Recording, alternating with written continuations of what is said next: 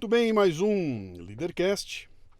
Aquelas coisas do destino, né? Quando você tá pensando assim, pô, uma hora eu tenho que conversar com esses caras, uma hora eu preciso fazer um contato com esses caras, uma hora eu tenho que encontrar esses caras, pum, de repente entra um WhatsApp pra mim, né? E aí, vamos conversar com esse cara? Não deu outra, então, grande prazer hoje aqui, vai ser bem legal porque eu vou falar com alguém que eu sou fã, né? E aí fica tudo muito mais fácil, né, cara? É muito mais fácil. Eu começo sempre com 3 perguntas que são fundamentais. São as únicas que você não pode chutar. Depois você chuta à vontade, mas essas 3 tem que ser na lata, tá? Seu nome, sua idade e o que é que você faz. Opa! Tudo bem, Luciano? Meu nome é Henrique Viana. Eu tenho 30 anos. Nasci em 90. E eu sou empresário, né? Sim. Tem uma empresa chamada Brasil Paralelo. Eu tava louco pra ouvir como é que ele vai se definir, cara. Empresário engloba tudo, né, cara? Empresário é tudo lá, né? Mas vamos sondar um pouquinho aqui. Você nasceu onde? Porto Alegre. Gaúcho? Gaúcho. É. E lá eu sei que vocês são em 3 no Brasil Paralelo. 3, né? São os 3 principais 3 ali, né? fundadores, Então, pra dar certo, eu tinha que estar conversando com os 3, mas não vai caber aqui. Então, você foi um mais tranquilo aqui, né? Eu vou dar um salto aqui. Normalmente eu vou especular da vida da pessoa, etc e tal. Vou dar um pequeno salto com você aqui. E você fez o quê? Você formou em quê, cara? Qual é a tua formação? Olha, a minha formação é engraçada, tá? Porque assim, a minha formação, o que eu me formei, terminei, ou seja, né, Sim. tem diploma e tal, é técnico em eletrônica. Tá? Essa é a minha formação. Agora, eu fiz engenharia elétrica. Pau a pau, tá? Também sou. Poxa vida, viu? Por isso que ele se Sim. identificou e tal. Gostei do seu. Eu gostei do canto aqui do Luciano. Eu acho que, pô, então, tá aí, cheio de equipamento, coisa. Sim. Essa foi meu início na vida adulta, vamos dizer assim, né? Isso antes da universidade? Antes. Tá. Antes. O meu Eu fiz foi aquele. eu fiz o colégio técnico. Junto. Colégio técnico de eletrônica. Eu fiz. também. Então, eu ensino médio junto com a eletrônica. Exatamente. Mesma coisa também. Lá no Colégio Santo Inácio, em Porto Alegre. Uhum. É uma maravilha, quer dizer, você fazer eletrônica no técnico, porque você bota a mão na massa, Sim. circuito eletrônico, faz teste, O meu trabalho de conclusão foi um sistema CARES para um carro. A gente fez um carro carro de kart, assim, né? Um carro num negócio em cima de uma estrutura de carro de supermercado, carro de supermercado, né? E aí a gente fez um carro e colocamos um sistema para captar a energia do freio. E essa foi uma piração, meses e meses enfurnado nas salas lá do colégio e tal. Depois eu fui para engenharia elétrica, né, naturalmente, Universidade Estadual lá do Rio Grande do Sul. E gostava muito, era a minha praia, apaixonado pela área, tinha feito estágio numa empresa que prestava serviço para a indústria. E era um tesão, eu sempre fui encantado. Só que ali já começava a nascer um pouco da paixão também pela filosofia. Porque eu ficava intrigado para entender o que era o tal do elétron. O que é energia elétrica? É o elétron. Não, professor, eu quero entender o que é o elétron. Uhum. E aí ficava essas discussões. Aí acabei que um professor eu me dei muito bem, que ele também gostava dessa parte mais filosófica da física, da eletricidade, da eletrônica. E aí eu dava carona para ele às vezes no final da aula e tal. Foi me indicando uns livros e acho que aí já começou uma paixãozinha, que lá na frente veio culminar nessa loucura que a gente faz hoje no Brasil Paralelo. Mas aí na faculdade de engenharia, depois eu troquei para a faculdade de administração, não me formei. E lá na faculdade de administração, na metade, mais pro fim já, a Brasil Paralelo estoura. Você não tinha se formado muito ainda? trabalho, não tinha me formado ainda. Seu pai e sua mãe fazem o quê? Meu pai trabalha nessa área.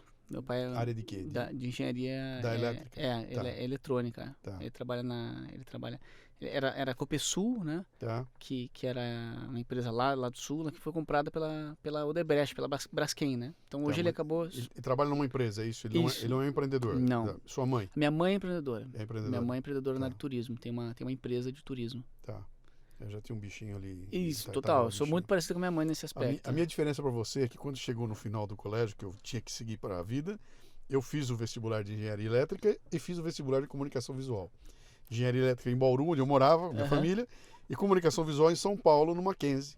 E eu chutei tudo e vim embora para cá, cara, fazer comunicação visual. Então eu saí fora do ambiente, mas aquela formação das exatas, né, ela veio comigo até o colégio. Dali para frente foi humanas direto, né? E aí Legal. Mas Aí é eu virei parecido, essa porque é coisa. isso. No fundo, também, eu entrei na engenharia elétrica, mas assim, passou acho que 2 anos e meio, que ali de 2 anos e meio, 3 anos de engenharia elétrica, eu troquei para administração com ênfase em marketing. Então também, no fundo, eu fui para a SPM lá no Sul para isso, porque eu já estava sentindo que minha vocação era essa, já estava envolvido profissionalmente, eu já tinha trocado, já tinha ido para essa área da comunicação, então já estava vendo que esse era meu caminho, entendeu?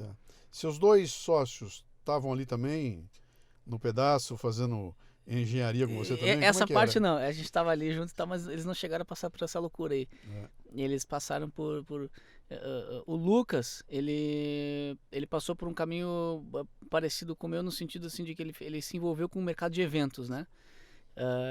Ele veio do interior do Rio Grande do Sul, depois ele nasceu no interior, morou em Caxias muito tempo, depois foi para Porto Alegre. A gente se conheceu na faculdade.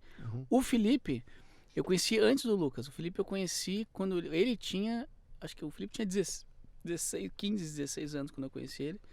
Eu tinha 18. E ele, a gente se conheceu porque tinha uns amigos que nos convidaram para fazer parte de uma banda lá em Porto Alegre.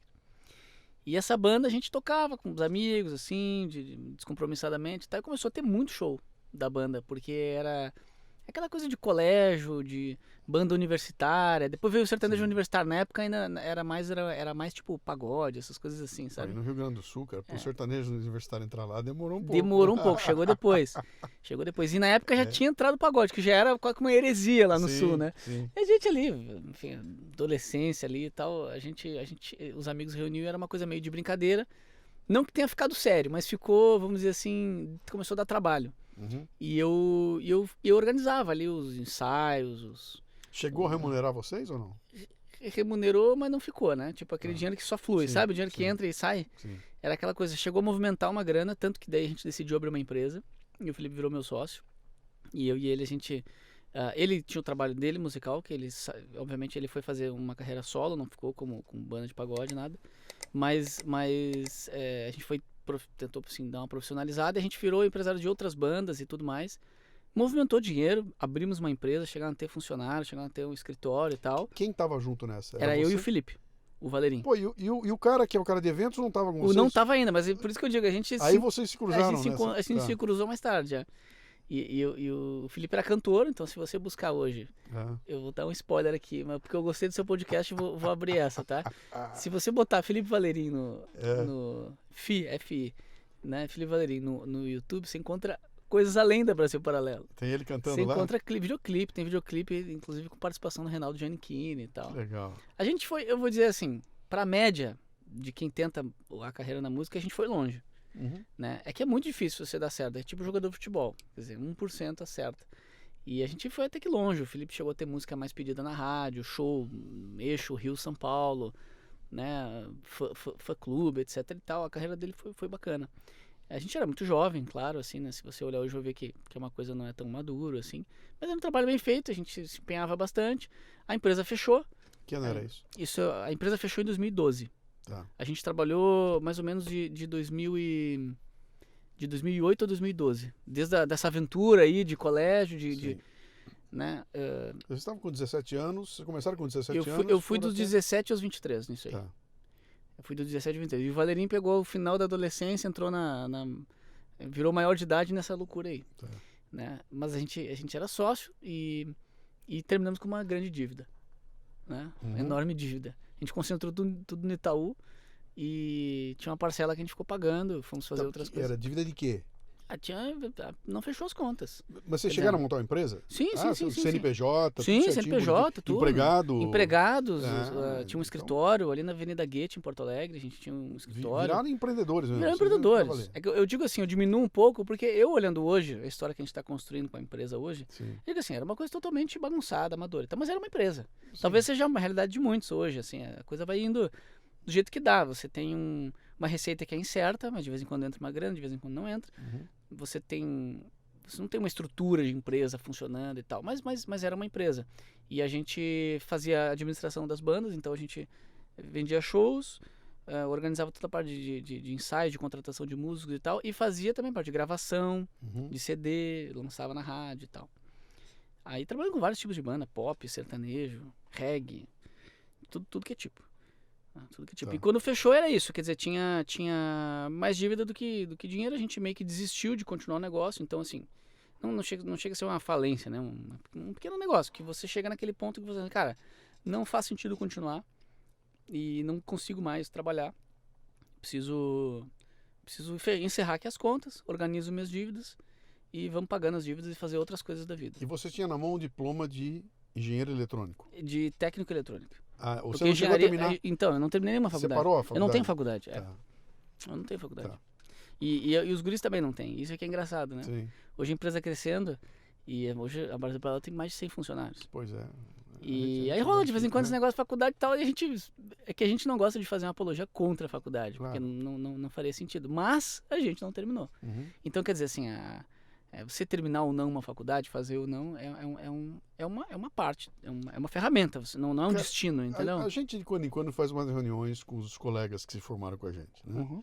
E eu fui há um tempo atrás, fiz uma reunião com a minha turma de Bauru, que se formou no colégio há 40 anos atrás, cara. Eu tô falando de 1973, né?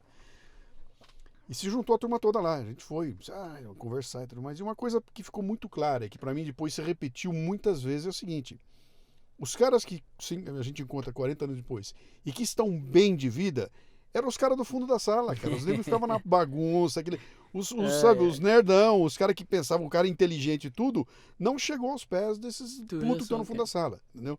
Então, o que tem ali? Você tem um lance de acho que os nerds estudaram demais a faculdade. Levaram a sério demais a faculdade. Eles saem da faculdade com um arcabouço teórico maravilhoso, que a hora que você vai cair na vida, cara, a vida quem faz são os caras do fundo da sala, cara. É aquilo, tem que dar um jeito, é jogo de cintura e vamos lá. Não deu 2, 1 mais 1 não deu 2. Bom, cara, deu 1,8, vou em frente. Embora, Então, essa pegada é a vida que dá. Então, é bem relativo, né? Acho que o arcabouço teórico que você tem na faculdade é legal, ajuda a gente, abre muitos caminhos, mas, cara, tem que se jogar, né? A experiência que a gente teve ali, o Lucas também teve, porque o Lucas, da mesma forma, lá em Caxias do Sul, onde ele morava, ele também abriu uma empresa de eventos também, muito parecido. Gerou bastante receita, quer dizer, teve uma puta perspectiva de ser empresário e depois ali também não organizou bem a vida, teve que fechar também com dívida, mais ou menos a mesma história.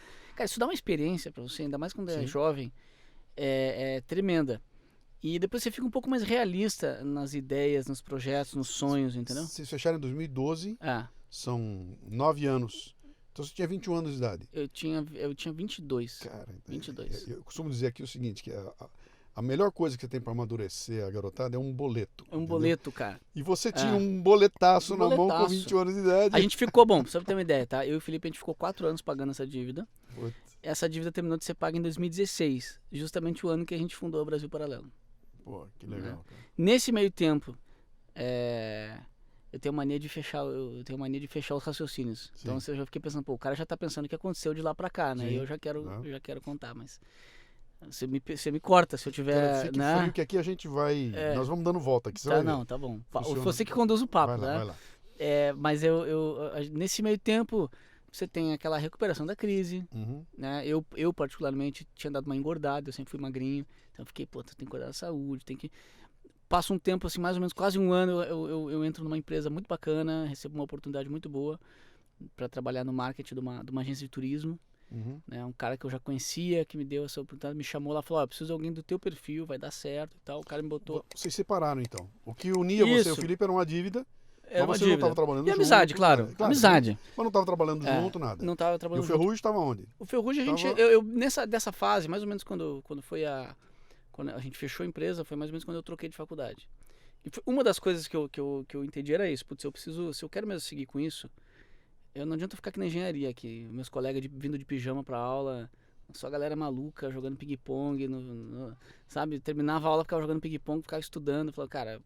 Eu já estava assim no mundo da comunicação, empresário de banda e tal, então era um universo diferente. Fui para administração, fui para lá para administração na SPM. Aí já conheci o Lucas lá. O Valerinho foi fazer publicidade na SPM também, então a gente se encontrava na faculdade, a gente ainda era muito amigo, as famílias muito amigas. Agora recentemente o Felipe casou, nós estava lá com a família dele, com a mãe dele. A gente virou quase família assim, Sim. né? Muita amizade. Mas ele trabalhando, foi trabalhar, o Felipe trabalhou como luthier. Luthier, cara. Montava guitarra, montava violão. E depois ele... Aí eu fui pra SP Tour, lá no Rio Grande do Sul. Uma empresa grande, nacional, de turismo. Tinha a unidade lá do Rio Grande do Sul, era grande. Você quer ver olha por que eu gosto dessa especulação, cara? Todo mundo que senta pra falar comigo aqui, e chega alguém aqui que tá na crista da onda com alguma coisa, um candidato a presidente, senta aí e eu vou lá atrás buscar os caras lá atrás. Porque a hora que você pega a bagagem do cara, eu tô entendendo por que os vídeos do Brasil Paralelo tem uma pegada musical que é diferenciada. Tem uma trilha sonora que é diferenciada. Da onde vem isso? Porra, tem um luthier lá na ponta, cara. Tem um cara que é empresário de banda e tudo. Os caras eram músicos. Total. Então já saquei. Nosso sonho de vida, nosso primeiro sonho de vida era esse. A gente queria fazer um produto musical de qualidade. E a nossa busca, só que na época a gente não teve tanto sucesso nisso, era tentar casar um pouco com a demanda pop do momento, mas entregar uma letra de qualidade, uma letra de alto nível. Né? Já era um pouco do que a gente tentava fazer na época, que é o que a gente tenta fazer hoje com o Brasil Paralelo. Entregar um conteúdo de qualidade, mas sempre tentando aproximar do pop.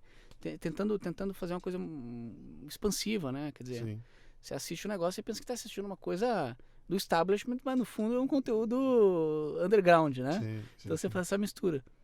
E aí o Felipe, depois você vê, olha que engraçado, né? Você vê, a gente gostava muito de trabalhar junto. Eu fui crescendo lá nessa empresa, na de turismo. No início eu tomei um puta de um tropeço lá, porque o cara me chamou e me colocou de gerente de marketing. Tinha uma equipe lá. Por mais que eu tivesse tido uma experiência como empresário, é diferente você entrar numa empresa maior e ser chefe de outras pessoas e até mais velhas que eu. Corporativo é complicado. Cara, eu entrei mal. Passei uma ideia, fui arrogante com a galera, eu não sabia, né? Eles começaram a dizer que eu era arrogante e tal, e eu achava que não. Hoje eu olho pra trás e vejo que eu tava mesmo, tava com uma postura errada e tal. Fizeram meio que um motim contra mim lá, tivemos que reformar a equipe, demitir metade, enfim, foi um difícil, eles me ajudaram na época. Beleza, tocamos. Você não vai escapar impune dessa, eu vou querer elaborar isso um pouquinho mais. Me fala um pouco dessa arrogância aí, o que era isso? Era excesso de confiança ou era insegurança que dava, a combinação dava arrogância? O que dava? Eu acho que assim, o ser humano tem essa tendência, né, ao orgulho, né? Total, né? Para quem é cristão já está mais habituado assim com esses conceitos e tal, mas o ser humano tem essa tendência. Então todos nós o tempo inteiro estamos a um passo de sermos muito soberbos, né? É muito rápido, é muito fácil você ser muito soberbo. Então se você se esforça muito, você é só um pouquinho. Então acho que é uma falta de percepção minha, acho que é o excesso de confiança, tá? Porque na época eu vinha assim, putz, eu tive uma experiência como empreendedor, fiz coisas pra caramba, a gente fez coisas pra caramba. A gente fez até um contrato com o Cirque du Soleil na época, a nossa produtora pegou uma parte da produção lá em Porto Alegre. Então tinha todas umas conquistas, assim, que de uma certa forma... E eu sempre fui muito da comunicação, um cara muito de venda de sonhos, sempre fui muito vendedor de sonhos, né? Então você entra muito confiante de que as suas ideias são muito boas e tal. E entrei meio de supetão lá, virei chefe de pessoas que já estavam mais tempo na empresa, tinham mais experiência que eu. E, enfim, pouca experiência como líder, etc.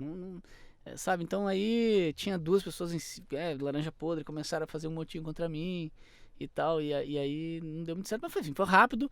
Né, o meu chefe, né, o diretor, tava, vamos dizer assim, gostava do meu trabalho, me ajudou, a gente sentou junto, organizou, retomou, botou a bola por cima, acertamos a equipe, começamos a trabalhar direitinho, começou a crescer o meu trabalho lá, e crescendo o meu trabalho eu precisava estruturar melhor a equipe, o cara que eu confiava, que ia trabalhar comigo bem em comunicação, que entendia a minha linha de trabalho e tal, o Felipe.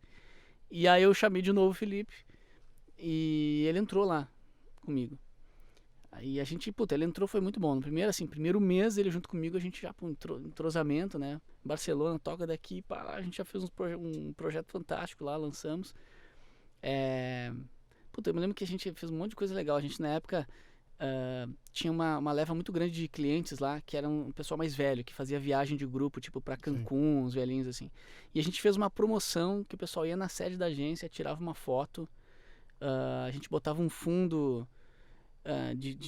na praia, e os velhinhos adoravam ter uns retratos, assim. Cara, tinha muita ação de marketing foda, assim, que a gente fazia. E aí foi onde acontece a minha virada pra esse mundo da política. Porque eu tava já começando aí a ganhar uma graninha melhor, já pagava aquela dívida sem estar estrangulado, né? O Felipe também acho que conseguiu uma renda melhor ali, que nessa empresa a gente conseguia ganhar melhor. E aí é o que eu digo, quando você começa a criar um pouco de estabilidade na vida, é que você começa a se preocupar com as coisas mais banais, tipo política. Maslow explica. Maslow explica, né? É. E daí eu tava lá na SPM e tinha um grupo de estudos lá. Uhum. Aí nisso o Lucas já tava junto, porque o Lucas era meu colega lá. E a gente começou a... Foi assim, a gente tava lá na faculdade e chega lá um cara para dar uma aula, uma palestra lá na faculdade. O cara do coordenador do curso de administração lá chamou o cara e falou assim, tá aqui o cara, ele é do conselho da Ultrapar, o pai dele foi ministro aqui do Brasil, um cara importante e tal, mas ele hoje em dia fala sobre economia austríaca, etc. Ele estava dando uma palestra aqui. Chega lá o Hélio Beltrão, do Instituto Mises. Ele dá tal da palestra e a gente fica assim, maravilhado, né, com aqueles conceitos de liberdade econômica, de desenvolvimento, de estrela do mar, etc e tal, fantástico. Aquelas coisas que não se fala na escola brasileira, né? Que não se diz em lugar nenhum. E é tudo muito... aí, juntando aqui um pouco, é o que o professor Olavo fala, a verdade é auto-evidente. Sim. Quando você está diante de uma coisa que é verdade, você sente, por algum motivo, aquilo grita para você. Uhum. E eu acho que foi um pouco o que ocorreu ali. O Hélio trouxe alguns conceitos sobre regulamentação, sobre liberdade econômica, etc., sobre descentralização do poder, que a gente falou assim, cara, perfeito. É isso. E aí, no final, Sabe como é que foi comigo? Caiu na minha mão um livrinho. Chamado As 6 Lições. As 6 Lições. Espetacular. E aí, cara, aquele você livro vai lendo aquilo cara. e fala, meu Deus Leia aquele livro. Céu. Só lê aquilo, cara. Meu Deus do céu, como é cristalino, né? Dali pra frente, você tem que sair atrás. O Mises tem uma didática, né? Ele tinha uma didática muito boa.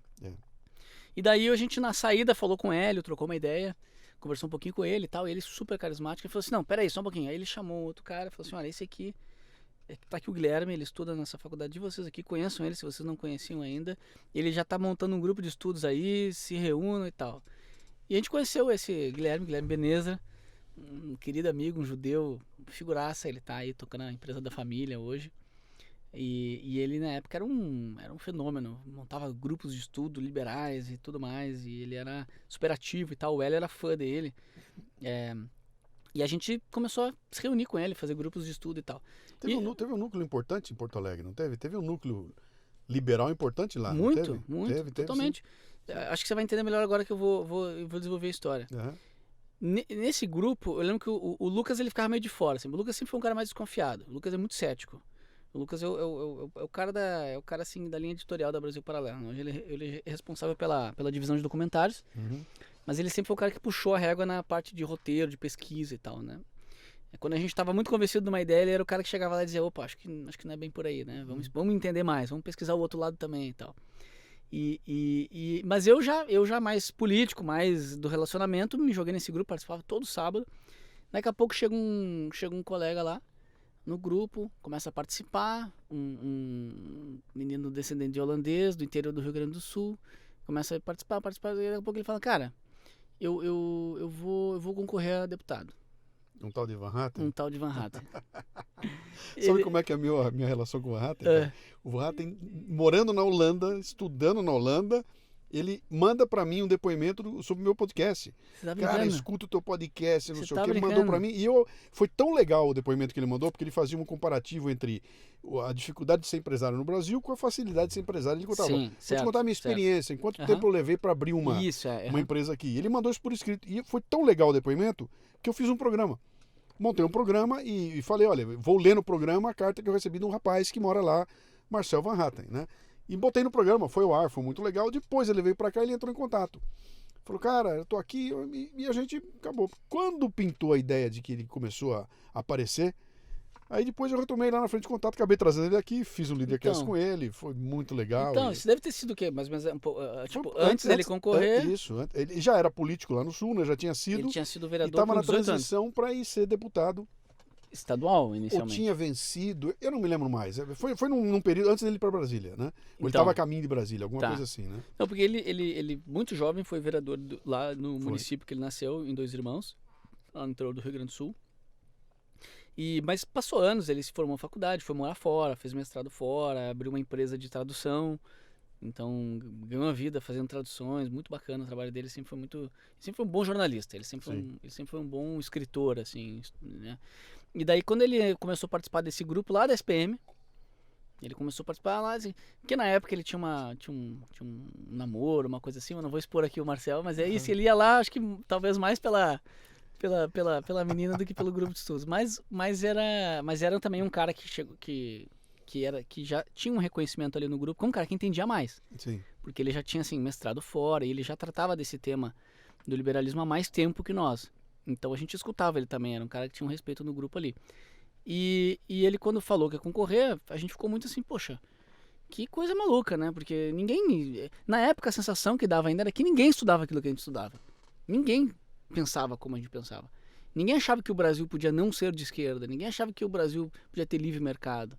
Ninguém achava sabe? A sensação é que ele estava totalmente isolado, sozinho. Uhum. E aquele... Eu acho que era pior que isso. As pessoas pensavam que o Brasil era livre mercado. Pior, elas achavam que era, né? Exatamente. Não, tá bom assim, cara. Tá ótimo, já tem muito neoliberalismo aqui já. É isso aí. Uma ameaça, né? Então aí a gente falou assim, não, cara, vamos te ajudar e tal, mas, cara, vai ser uma loucura aí, tipo, não vai ter resultado, mas a gente te ajuda, vamos lá. A gente começou. Aí com essa minha loucura de empresário de banda, de empreendedor, de gerente de marketing e tudo mais, eu peguei já de cara e quis ajudar muito ele nessa parte de organizar a campanha, de organizar a imagem, de organizar, né? E isso foi... E aí foi que ele falou assim, cara, putz, eu quero que tu seja meu coordenador de campanha. Porque, putz, não tem ninguém com essa experiência e tal. Pra estadual. Aí eu falei, putz, não, Marcelo, muito... Cara, putz, eu tenho um histórico, né? Tive umas dificuldades, empreendi, fiz maluquice, agora eu tô começando a me acertar na minha carreira e tal. E lá crescendo, né? Quer dizer, a equipe crescendo, o Valerinho lá meu braço direito, a gente trabalhando bem, crescendo e tal. A empresa também crescendo, o cara super empreendedor lá, o diretor. Então o Diogo, que até hoje é meu grande amigo. E daí passa mais um tempo e eu continuo ajudando, assim, porque era uma coisa muito apaixonante, assim, né? E começou a pegar uma certa atração. Tinha várias pessoas importantes, formadores de opinião lá do Sul, que começaram a apoiar o Marcel. O Marcel sempre foi um cara de muita credibilidade, muitos bons relacionamentos. Ele sempre soube criar bons relacionamentos. E começa, eu lembro até hoje, eu tiro sarro, porque tem o Ricardo Gomes, que é o vice-prefeito de Porto Alegre hoje, né? Uhum. Amigo nosso, tem cursos na Brasil Paralelo. Na época eu não conhecia ele, e ele tinha sido o presidente do IEE. E ele tem uma voz, assim, muito imponente. Tipo essa tua, assim, de entrevistador. E ele me liga um dia e fala assim, ô Henrique, tudo bem? Então, não, nós gostaríamos muito aqui que você assumisse a campanha do Marcel. Começa a fazer uma pressão. Tipo, o Marcel tava meio, tipo assim, não tem quem faça esse trabalho sujo aqui, né? O trabalho de ir pra lá e pra cá. Porque, porra, deputado estadual, cara, assim como o federal, você tem que fazer campanha em tudo que é cidadezinha do interior. Na época, a parte da internet ainda era uma aposta, entendeu? Hoje em dia é mais viável você ter uma campanha só com internet. Na época ainda não tinha tido nenhum candidato. E, bom, em resumo da história, eu aceito a loucura, saio fora, o Valerinho assume meu lugar como gerente de marketing lá na SP Tour, foi também ótimo para ele, que ele cresceu muito lá depois, e eu me jogo na campanha do Marcel, como coordenador lá da campanha dele, e a gente começa para lá e para cá, de uma hora para outra, né, subir, descer a estrada no sul, ia para Dois Irmãos, fiquei próximo da família. Foi você que botou ele no parcão lá, com o megafone na mão? Eu tava junto, né? Não fui eu que botei, mas foi. Não fui eu, mas foi. Eu tava lá. Eu era assim, né? O braço direito dele lá, nessa parte toda de organização de campanha. Tudo, né? Quando ele tava no parcão, eu tava acompanhando tudo. Eu que fui com ele lá, ele foi no banquinho lá, com o megafone, foi onde começou as manifestações no Rio Grande do Sul. Não foi ele que fez o evento. Foi uma menina que até hoje a gente não sabe quem é, porque ela fugiu e ficou com medo. Ela criou o evento no Facebook, deu aquela burburinho, as pessoas começaram a marcar de ir e começaram a mandar mensagem pra gente, pro comitê do Marcel. E a gente dizia assim, pô, Marcel, e aí, né? Tal. Ele falou, não, vamos lá. Ele falou, não, tu tem que ir mesmo, tu tem que liderar essa turma, tu é a única referência. Por quê? Pra recapitular um pouquinho. Quando começa a campanha do Marcel, você tinha uma baita turma engajada. Começou a ter muita gente engajada, jornalistas, empresários e tal. Foi bem legal, foi bem entusiasmante o início. Porém, não tinha ainda, não era uma coisa assim que tivesse público. Para muita gente era uma aposta, era uma campanha tipo daquelas, era uma campanha ideológica, né? Era uma campanha assim, cara, essa campanha aqui é uma campanha de ideias que a gente defende, mas que não tem tração na sociedade, mas vamos defender. E eu lembro inclusive que na época tinha as doações de campanha e tudo mais, eu lembro que tinha um nome lá que era o tal do Salim Matar. Cara, esse cara apoia os liberais e tal. Daí eu mandei o e-mail. E aí ele olhou e falou assim, não, mas o Marcel é do PP, eu achei que... Não vou apoiar. Eu falei, não, mas pô, o cara é liberado, o Marcel lembro que o Marcel escreveu uma carta para ele, explicando que ele era do PP por uma questão circunstancial, mas que ele era liberal e tal. Daí o Salim Matar, não, então tá bom. Daí fez a doação para a campanha dele e tal. Então tinha apoio do meio liberal, mas não tinha um público ainda. Uhum. E aí o que acontece? O Marcel, nós estamos num dia de campanha comum, acho que era um domingo de manhã, a gente estava lá tentando estratégias, né? Daí tivemos uma ideia, puxa, vamos tentar ir na Redenção e fazer panfletagem lá de manhã e tal. A gente chamou o pessoal que já apoiava a campanha, deu umas 20 pessoas junto lá, foram tomar chimarrão e jogar e distribuir panfleto na praça. Chega lá,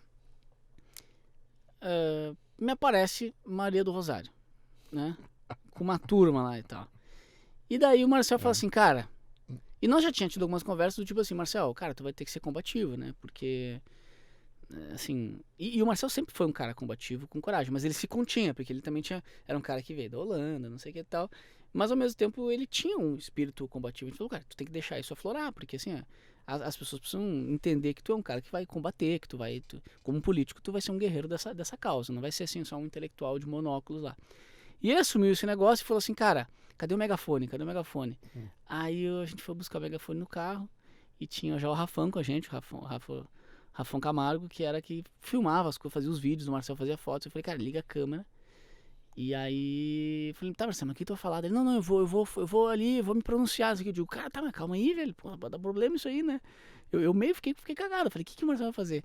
Cara, não é que ele liga o megafone e começa a xingar a Maria do Rosário no meio da praça. Está gravado, está no YouTube até hoje, né? Cara, e aí eu digo assim, tá, não, isso é fato, não é nem uma autopromoção, nem nada assim. Foi o primeiro viral da direita da internet no Brasil. Uhum. Acho que provavelmente deve ter tido outros, mas assim, desse novo movimento que ocorreu ali a partir de mais ou menos 2014, foi o primeiro viral onde tinha um cara xingando um político do PT na rua e a coisa começa... E ele falava assim, porque eu não, como você, eu não defendo bandido, não sei o que tal. E ela sai no meio dos carros, assim, entra num carro, foge. E os caras da turma dela ali começam a vir pra cima, quase briga e tal. Tudo filmado. A gente sobe no Facebook na época. Foi Face na época? Facebook na época, a página principal de campanha era Facebook. E o negócio viraliza. Uhum. Viraliza.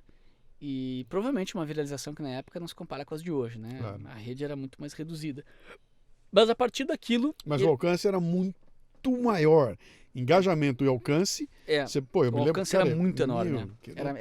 Era o Brasil inteiro em um dia. Eu tive posts com 150 mil compartilhamentos, cara. Coisa com 4 milhões de alcance. 25 mil comentários. Um post... E eu olhava aquilo e falava, cara, isso é maravilhoso. Cara, comparado com hoje... Exatamente, e o Facebook, quer dizer, não tinha tantos players, assim, tanta gente falando, né? Hoje em dia você tem um monte de influenciador. Mas aí o que acontece é que ali mudou a campanha. Ali nós passamos a administrar uma campanha de um fenômeno, de uma pessoa que conhecida no Brasil inteiro. A gente montou uma operação, me lembro na época, só para enviar material de campanha para pessoas que queriam apoiar ele pelo Estado. Então você começou a ter o seguinte, um grupo de liberais que ninguém sabia que existia lá de uma faculdade de Pelotas que olhou o vídeo e falou, esse é o nosso candidato. Então começou essa coisa orgânica.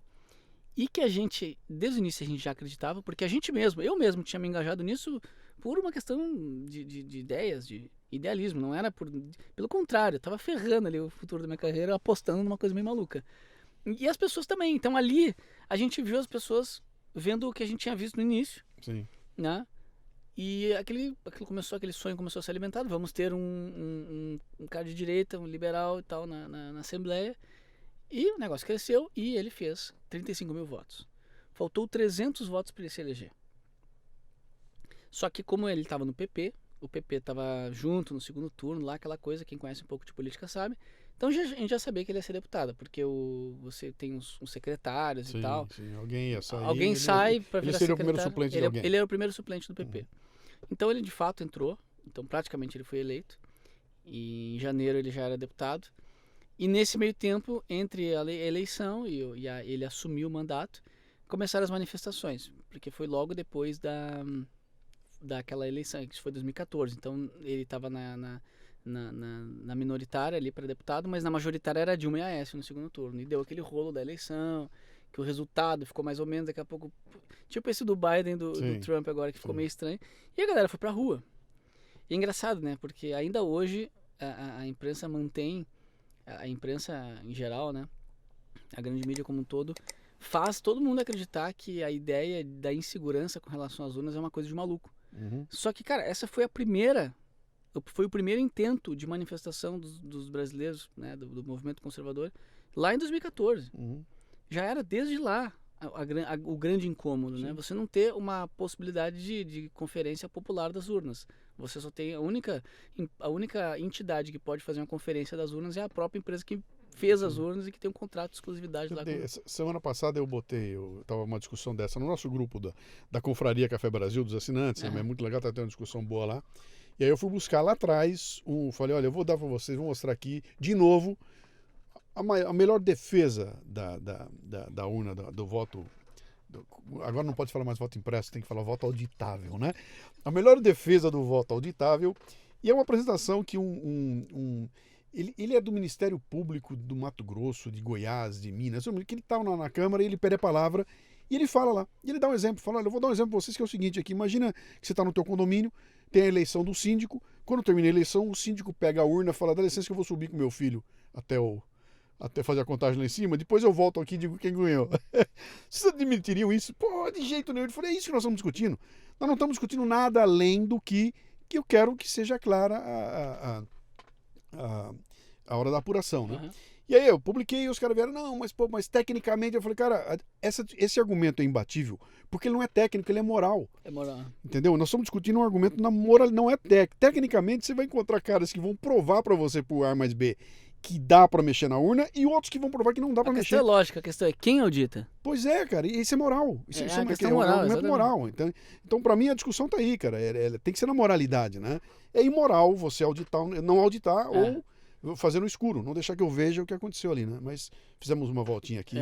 Mas é isso. Então, me diz uma coisa, onde é que estavam teus dois sócios? Então, tava uma revelia desse processo todo? Tá, de uma certa forma, né? Claro, não estava inserido, estava acompanhando tudo. A gente tinha a nossa amizade ainda, né? A todo vapor, assim, vamos dizer, sempre se encontrando, né? Sempre final de semana e tudo mais. E claro que esse era o assunto, né? Então, como a gente já tinha desde o início, assim, uma afeição grande por isso que eu chamo de filosofia de botequim, né? Filosofia de boteco. Ou seja, você sentar com amigos e bater um papo cabeça horas e horas. Isso a gente sempre teve muito. Eu e o Felipe, já desde a época da música, né, a gente ficava refletindo sobre isso, sobre por que um cara como Luan Santana era uma febre, por que a evolução da história da música, dos fenômenos e tudo mais. A gente sempre ficava nisso. Quando a gente conheceu o Lucas da mesma forma, o Lucas era um cabeção também, já né, entrava nessa discussão. Então, quando começou toda a história de política, a gente estava junto lá, né, assistiu a palestra do Ali Beltrão. Mas eu é que fui, vamos dizer assim, mais de cabeça nesse primeiro momento na política. O Felipe estava lá no SB Tour, né? Teve uma grande experiência lá no SB Tour, ficou lá tocando o marketing deles. Evoluiu muito lá, muito mais do que eu, levou à frente o negócio. Acho que ali ele aprendeu muito também a ser gestor também. E o Lucas teve outras experiências em Porto Alegre, né? Outras experiências profissionais, várias experiências. Ele foi sócio de um outro negócio e tal, foi também gerente de uma outra empresa. E eles acompanhavam esse meu processo. E foi engraçado que, assim, quando começou a acontecer essa coisa das manifestações, o Marcel virou referência ali, né? Sim. Banquinho no Parcão, megafone e tal. Então eu tava ali em volta também. Eu entrei com o Marcel, quando ele entrou na Assembleia, eu ainda fiquei com ele um tempo, montando equipe, eu coordenava esse time de comunicação. E, naturalmente, também, eu acabei participando de todo esse processo. Por dentro desse processo das organizações das manifestações, né? Carro de som, faixa, panfletagem. Que ano era isso? Isso foi de 2014 para 2015. Nós já tínhamos passado pela experiência do 2013. Já tinha. Aquela loucura de 2013. 2013 foi um aquecimento só. Tá. Em 2014, com a reeleição da Dilma, aquele burburinho ele começa a tomar uma forma, que essa forma é a forma do movimento conservador, né? É as pessoas que querem basicamente fora PT, fora Dilma. No início não tem muita consciência do que é, do que não é. E essa consciência vai começando, vai tomar forma nos próximos anos. A partir de Brasil Paralelo e de vários outros players aí de mídia alternativa, né? que as pessoas vão começar a entender bem o que era esse anseio e tudo mais. E foi exatamente o que a gente faz nesse início.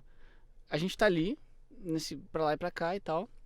Um dado momento eu saio do Marcel, sentei com ele e falei, cara, eu não quero ser, desculpa, né, com todo respeito, mas não quero ser, não tenho muita vocação para ser funcionário público, funcionário de político e tudo mais, não gosto muito. Apesar de ter me apaixonado por todo esse movimento, né, que a gente criou, eu vou ver o que eu faço e tal. E a gente ficou, assim, muito tempo ainda muito próximo e tudo mais. A gente, é claro, ainda é próximo, amigo. Outro dia ele esteve lá na Brasil Paralelo, a gente conversou bastante. Mas eu fiz consultoria para vários outros políticos, fiz consultoria para outras campanhas, para do Camusato, do Ricardo Gomes, do Vinícius Poit aqui de São Paulo, do Luiz Felipe de Orleans Bragança. Então, cheguei ainda a ensaiar, vamos dizer, uma carreira nesse sentido. Mas eu também não... Não era o bicho. Porque, cara, quando você... Assim, a política é muito chata, cara. Você tem que ter muita vocação pra isso, não é a minha, entendeu? Política mesmo, política Brasília, assim, sabe? É um negócio... Eu sempre fui um cara mais dessa... Imagina, você tava lá na música, sempre fui um cara da cultura. Sempre quis trabalhar nesse âmbito mais da cultura. E a ambição empreendedora também, porque eu já tinha tido uma empresa, eu não tinha descansado, eu queria ainda ter uma empresa de sucesso, eu, né, nasci numa família classe média, eu queria um dia, quem sabe, ser rico, ter um patrimônio bacana, ter uma carreira de sucesso. Na política você só tem um jeito de ficar rico, né? Que é roubando. Então, então não tinha uma perspectiva ali, né? Vamos pausar aqui então, porque já vai começar da gritaria aí. Vamos lá. O que ele quer dizer aqui? Ele quer dizer o seguinte, cara, o político ganha um salário. Exato. Cara, é um salário que não é um salário ruim, pelo contrário, cara. Você vai pegar um deputado lá em Brasília que ganha 30 e poucos pau. Não, mas pera um pouquinho, é 30 e poucos pau livre, tá? Porque esse cara não paga pra moradia, ele não... Cara, então é uma boa grana, mas não é grana suficiente pra você ficar rico, pra falar, cara, fiquei rico, sabe? Não é. Você pode ficar tranquilo, levar uma vida tranquila, mas você não vai juntar Você com esse salário aí, você consegue um padrão de vida alto. Sim. Mas você é dependente daquilo para sempre. Você não chega ao ponto de conseguir guardar, porque a vida de um político, você não consegue. É difícil você ter uma vida de político e gastar pouco. Então, tipo assim, não, eu vou ganhar meus 35, mas eu vou viver com 10 e vou guardar 25. Não existe isso. Sim. Você sendo um político em Brasília, para lá e para cá, você tá gastando grana pra caceta. Então, no fundo, um político, é difícil ele guardar patrimônio, conquistar um grande patrimônio, né? Não que não possa, óbvio, ao longo de muito tempo pode, não é que não possa. Tem estilos e estilos de pessoas, né? Sim. Mas um cara que tem uma ambição empreendedora não é sendo político ou muito menos assessor de político. Eu nunca achei que eu tivesse também vocação para político, então menos ainda. Como assessor de político, porra, ferrou. Então, aí também assessoria para político, que era uma coisa que eu na época fazia bem, também era uma coisa que, o ambiente é muito sujo, assim, não no sentido, eu digo assim, de corrupção, isso também, óbvio, mas no sentido, assim, de a campanha, o sistema eleitoral é uma coisa muito, como é que é a palavra certa? Você vai tomar uma rasteira em algum momento, entendeu? Sim, ele é muito ardiloso. Ele é desleal, ele tem, sim. Tóxico, etc e tal. Então, eu tava assim, puxa... A comparação que eu faço, assim, é o UFC.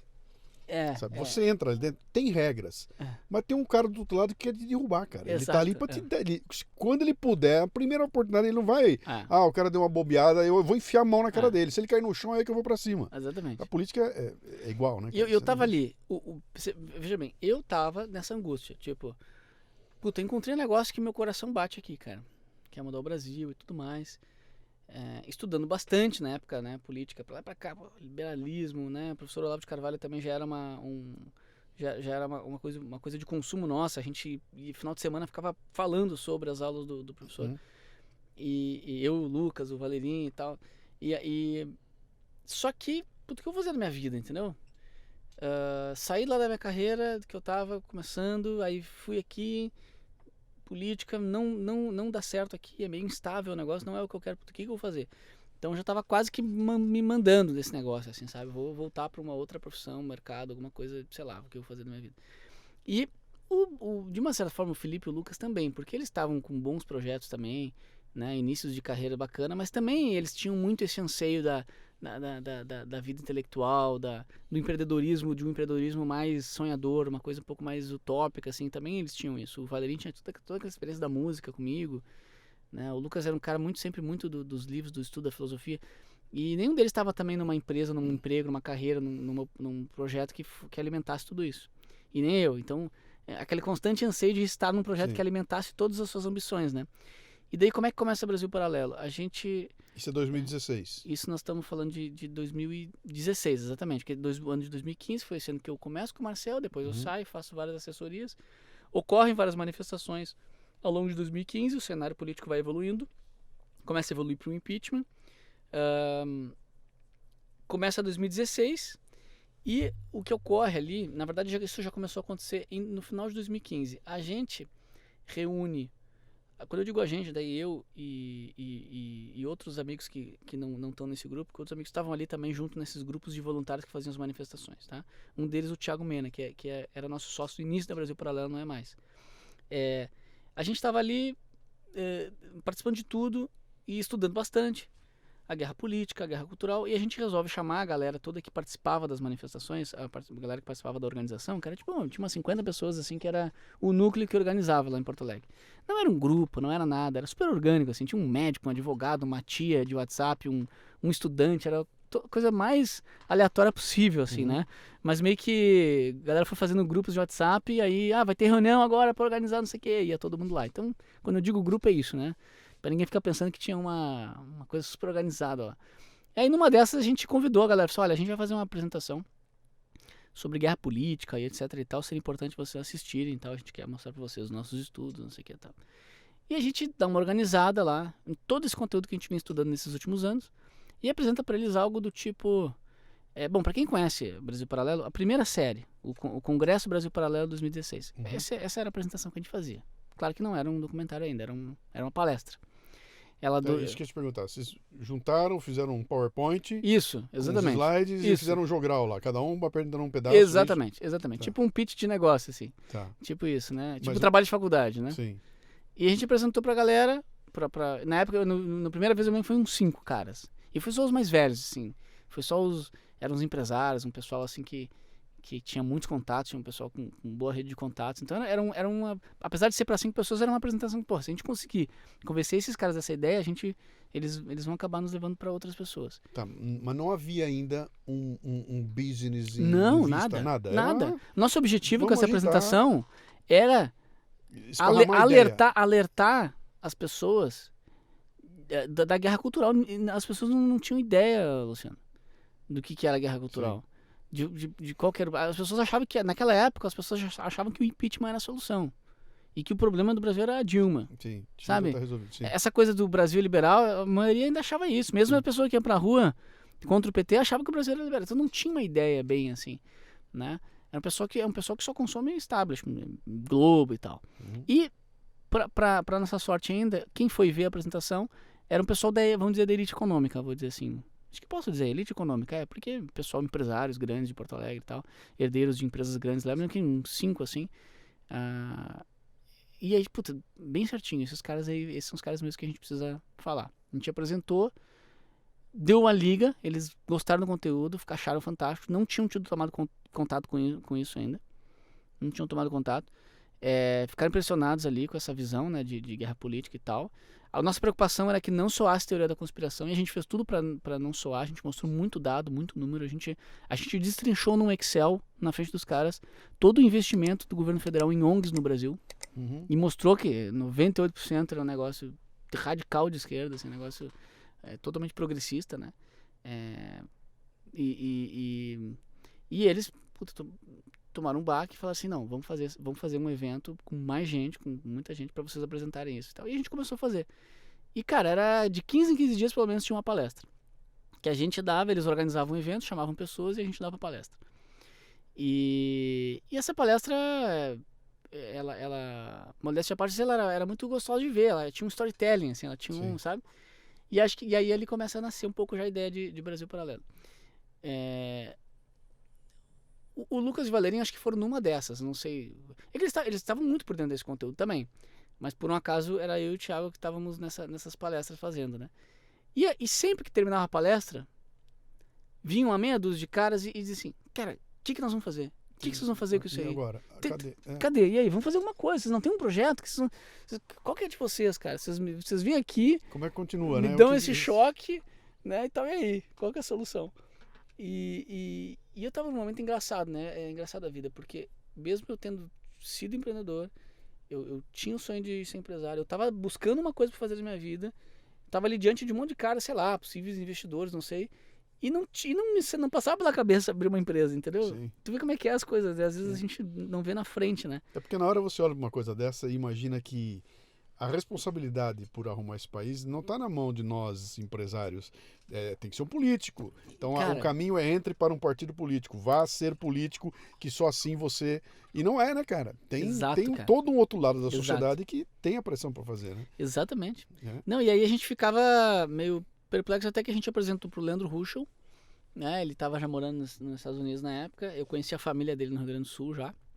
A gente tinha uma relação boa já, e eu e ele já tínhamos nos conhecido, ele tinha acompanhado a minha coordenação da campanha do Marcel, então eu falei, cara, tem um negócio aqui pra te apresentar, vê o que tu acha. Apresentamos e ele adorou, ele já era aluno do Olavo na época. Apresentou o quê? Essa palestra. Ah, palestra. A palestra não era um business plan. Não era um business ainda, era ainda a palestra. Tá. Assim, era uma coisa meio missionária, a gente pegou aquilo como missão, cara. Sim.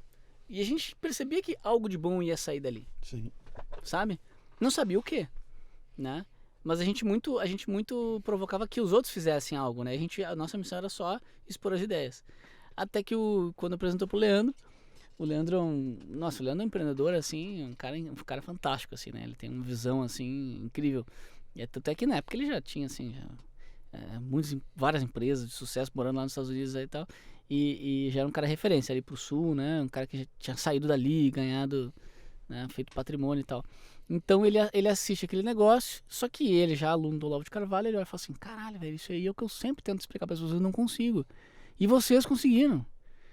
Então, cara, puta, isso aí tem que chegar no Brasil inteiro, você tem que dar um jeito. Eu falei, então, Leandro, aproveitar que tu tá falando isso, olha, tá todo mundo falando isso aí, só que é o seguinte, eu não sei o que fazer. Os caras já propuseram aqui fazer uma ONG e tal, mas eu acho que não é, eu não tenho vontade de entrar numa ONG, de trabalhar por doação, acho que isso é furada pra mim, né, te abrindo o jogo aqui, putz, eu fiz lá a campanha do Marcel, fiz as consultorias, mas eu não sei o que fazer da vida, não tô muito norteado aí e tal. Daí ele falou, cara, mas tá aí, cara, esse negócio aí é o seguinte, vocês estão resolvendo um puta problema das pessoas, vocês estão gerando valor pra caramba, vocês terminam de apresentar e os caras ficam pedindo um call to action. Cara, isso é um business, cara, isso é uma puta empresa, cara, e não só uma puta empresa que pode dar muito certo, porque atende uma demanda bem latente do mercado, como pode fazer um puta bem pro Brasil, em termos de informação, em termos de mídia e tudo mais. Vai adiante, faz isso aí e tal. Eu falei, pô, cara. Ele falou, não, e se precisar de minha ajuda, conta comigo, eu te mentoro a fazer isso aí e tal. Eu falei, acabou, então, putz, esse cara, um cara que né, é sempre assim, quando a gente tá empreendendo, né, Luciano? Enxergou valor, o cara é empreendedor, ele enxergou valor. Exatamente. Ele viu que... E a gente, quando tem uma pessoa assim, já de sucesso mais na frente, que valida uma ideia, é outra coisa, né? Aí foi que me caiu a ficha, né? Que aquilo era uma jornada empreendedora começando. Não tinha percebido, cara. Realmente, isso aqui foi a loucura. E daí, mas dali até a gente fazer a Brasil Paralelo também não foi simples, porque nós eu não sabia nada de vídeo, não sabia nada de jornalismo, de roteiro, de nada. Eu nem sabia bem o que Mas é. então, essa ideia porque eu estou imaginando o seguinte aqui, você tem na mão uma matéria-prima muito legal, e agora é o momento de você precisa ampliar esse alcance, ela tem que aumentar o alcance dela. Você está na área de comunicação e para aumentar esse alcance você tem 1000 alternativas. Então você poderia falar, olha, eu vou montar um projeto de um programa de televisão, eu vou montar um projeto de aulas nas escolas, eu vou montar um projeto de... Como é que pinta essa ideia? Então, palestra no Brasil inteiro que não ia ser, né? Imagina, nós ia impossível. terminar em 2092. Sim, exatamente, né? Quer dizer, a sua presença física executando não dava. Não eu dá. teria que fazer Exato. e esparramar, né? Exatamente. Como é que esparrama? Pela mídia tradicional a gente sabe como é que é. Aí tem a internet, né? Exato. Vocês em algum momento... Como é que você faz, então, para encontrar o caminho? Olha, o caminho será documentário... Então, você fez o raciocínio perfeito. Primeira coisa que a gente percebeu, precisa ser um business digital. E precisa ser um business digital. Beleza, foi o primeiro raciocínio. O raciocínio de fazer vídeo, ele veio muito depois, por incrível que pareça. Porque como a gente não é do vídeo, para quem só tem martelo, todo problema é prego. Então, você não consegue resolver um problema quando você não... Bom, eu fui começar a chamar as pessoas. Então, daquelas pessoas que apresentavam comigo, eu falei com o Thiago, que era o único que estava disponível, o resto tinha suas carreiras, suas outras coisas e tal. Inclusive, um deles, meu cunhado, hoje eu casei com a irmã dele, ele estava junto, participou, o Rafael participou de todas as apresentações, mas ele tem uma rede de restaurantes, ele estava na época também captando investimento e tal. Aí eu e o Thiago começamos e logo e o Leandro nos mentorando. E aí eu chamei o Lucas e o Felipe. Chamei o Lucas e o Felipe e o Rodolfo, que é mais um amigo nosso que também não ficou. Ficou no primeiro momento e depois saiu. Veio junto com o Lucas de Caxias, um grande amigo, cara que fez toda a identidade visual desde o início, ilustrador e tudo mais. A gente então começou ali em 5, né? 5, era eu e o Thiago, depois entrou os dois, o Lucas e o Felipe se tornaram sócios depois de um tempo. A gente foi organizando, o Leandro me ajudou muito a fazer essas propostas, organizar isso de forma que as pessoas entrassem, e ele me incentivou desde o início a fazer uma sociedade, fazer uma partnership, né? Fazer um modelo em que de vários donos e não de um dono só. Ele é sócio da XP, ele tinha essa experiência com a XP já desde o início. Então foi bacana, ele já deu esse alto nível de solução para montar um business porrada desde o início. E a gente começou a trabalhar sem nome de empresa, sem projeto, sem nada. E a gente varava a madrugada. Sem CNPJ, era um grupo de amigos criando algo. Exatamente.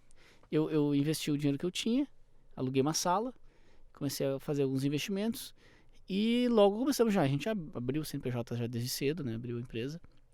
Então a ideia já era bem concreta de fazer um negócio. Sociedade. Vocês já abriram com sociedade, com cota, tudo certinho. Né, no início era só eu, o Leandro e o Thiago. Sim. Porque o Leandro, a gente chamava e falou assim, olha, quer ser sócio e tal? Não como investidor, mas a gente te quer junto, porque eu sei que se tu tiver sócio do negócio, nem que seja um pouquinho, tu vai ajudar mais, né? E foi o que aconteceu. Ele foi um cara fundamental, sempre de longe, nunca foi um cara que trabalhou no business. Ela já nasce como uma empresa de criação de conteúdo e distribuição. Exatamente. Apesar de que ela no início tinha ainda um KNAI para plataformas de crowdfunding, porque a gente achava que era uma possibilidade a gente usar aquela palestra para criar um serviço de crowdfunding para projetos. Tá.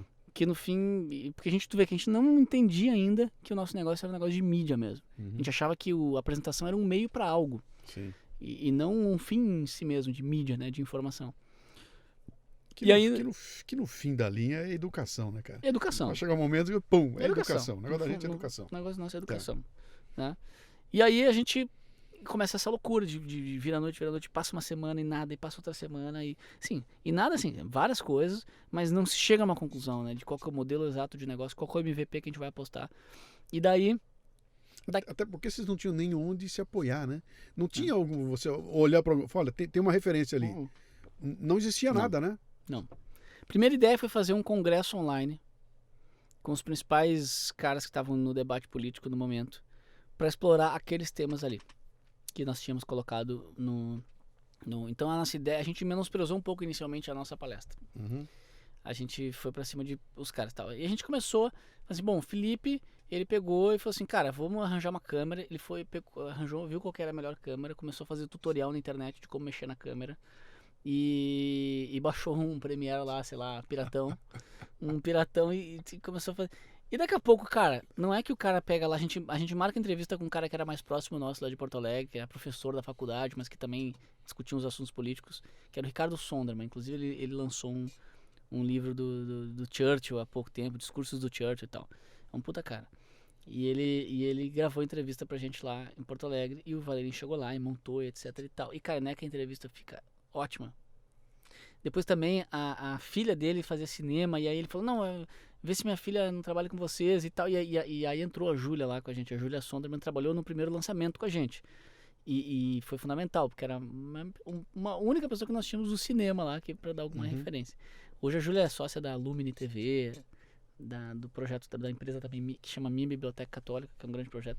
Ela é esposa do Matheus Basso e tal, enfim, tem uma história muito bacana. Mas aí, essa primeira entrevista que a gente grava, a gente olha e fala assim, cara, tá muito lindo. Porra, que isso, cara? Porra, como assim? Então o Felipe, ele meio que descobriu um talento, né, cinematográfico sem querer. Sim. E aí a gente falou, tá, vamos gravar mais então, e vai ser assim, o nosso congresso não vai ser ao vivo, porque ao vivo seria impossível. Nós vamos gravar todas as entrevistas e nós vamos subir numa ordem. Então a gente aprendeu, a gente estudou um modelo de congresso online que tinha na internet na época, que você pegava os especialistas de um assunto, tipo congresso de educação física. Sim. Daí você pegava os caras e tal, e tinha inclusive lá uma indicação de como é que você poderia monetizar aquilo. Tudo feito para construir uma lista, né? Uma lista de leads construir e uma tal. lista, a lista aí você ia malhar a lista. Exato. Porque, e nada melhor do que você... Foi uma febre, na época foi uma febre. Teve uma febre. Todo mundo fazia isso. Queria fazer lista. Até hoje, então. Mas assim, você vê como faz bem, desde o início, você ter que dar lucro. Uhum. A melhor bênção que pode ter na sua vida é você estar encurralado, precisando de lucro, precisando de resultado financeiro, que daí você vai criar as melhores coisas. Então a gente desde o início sabia, cara, a gente decidiu. Imagina, eu convidei o Lucas e o Felipe, puta, também os dois saíram de coisas que eram mais ou menos garantidas. E claro que era o sonho deles também trabalhar com alguma coisa do tipo, né?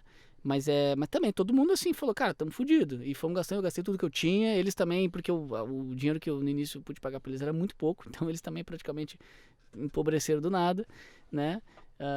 Aí a coisa começou a andar. E aí a gente pegou ainda muitos empréstimos. Aí o Leandro nos ajudou. O nome do Leandro ajudou, né? Para pegar uns empréstimos, tudo com 3% de juros ao mês. Tudo pesado. E daí assim, quando a gente começou... Aí a gente começou a dar certo, a gente montou a marca Brasil Paralelo. Então o nome era Congresso Brasil Paralelo 2016. Tinha uma landing page, começamos a captar leads. O Rodolfo mandou muito bem no design. A gente desde o início sabia que o negócio tinha que ser pop, tinha que ter um design de alto nível. A gente acertou a mão nisso. E os caras começaram a topar a gravar, porque era muito bonito, era bem organizado e os vídeos estavam ficando bons. Uhum. E... Não havia ainda a visão da assinatura recorrente. Não. Ainda não tinha nada disso. Não, isso veio anos depois. Vamos vender um pacote, a gente vai vender um evento, começo, meio e fim. O evento vai ser gratuito e a gente vai vender um pacote de extras. Tá. Era isso. E foi isso que a gente fez basicamente. Teve só uma pequena mudança no meio do caminho com influência do Olavo de Carvalho, eu vou te contar depois. O que aconteceu? Os caras começaram a topar. Daqui a pouco o Pondé topou em São Paulo. E foi assim, por exemplo, o Olavo de Carvalho topou porque foi através do Leandro.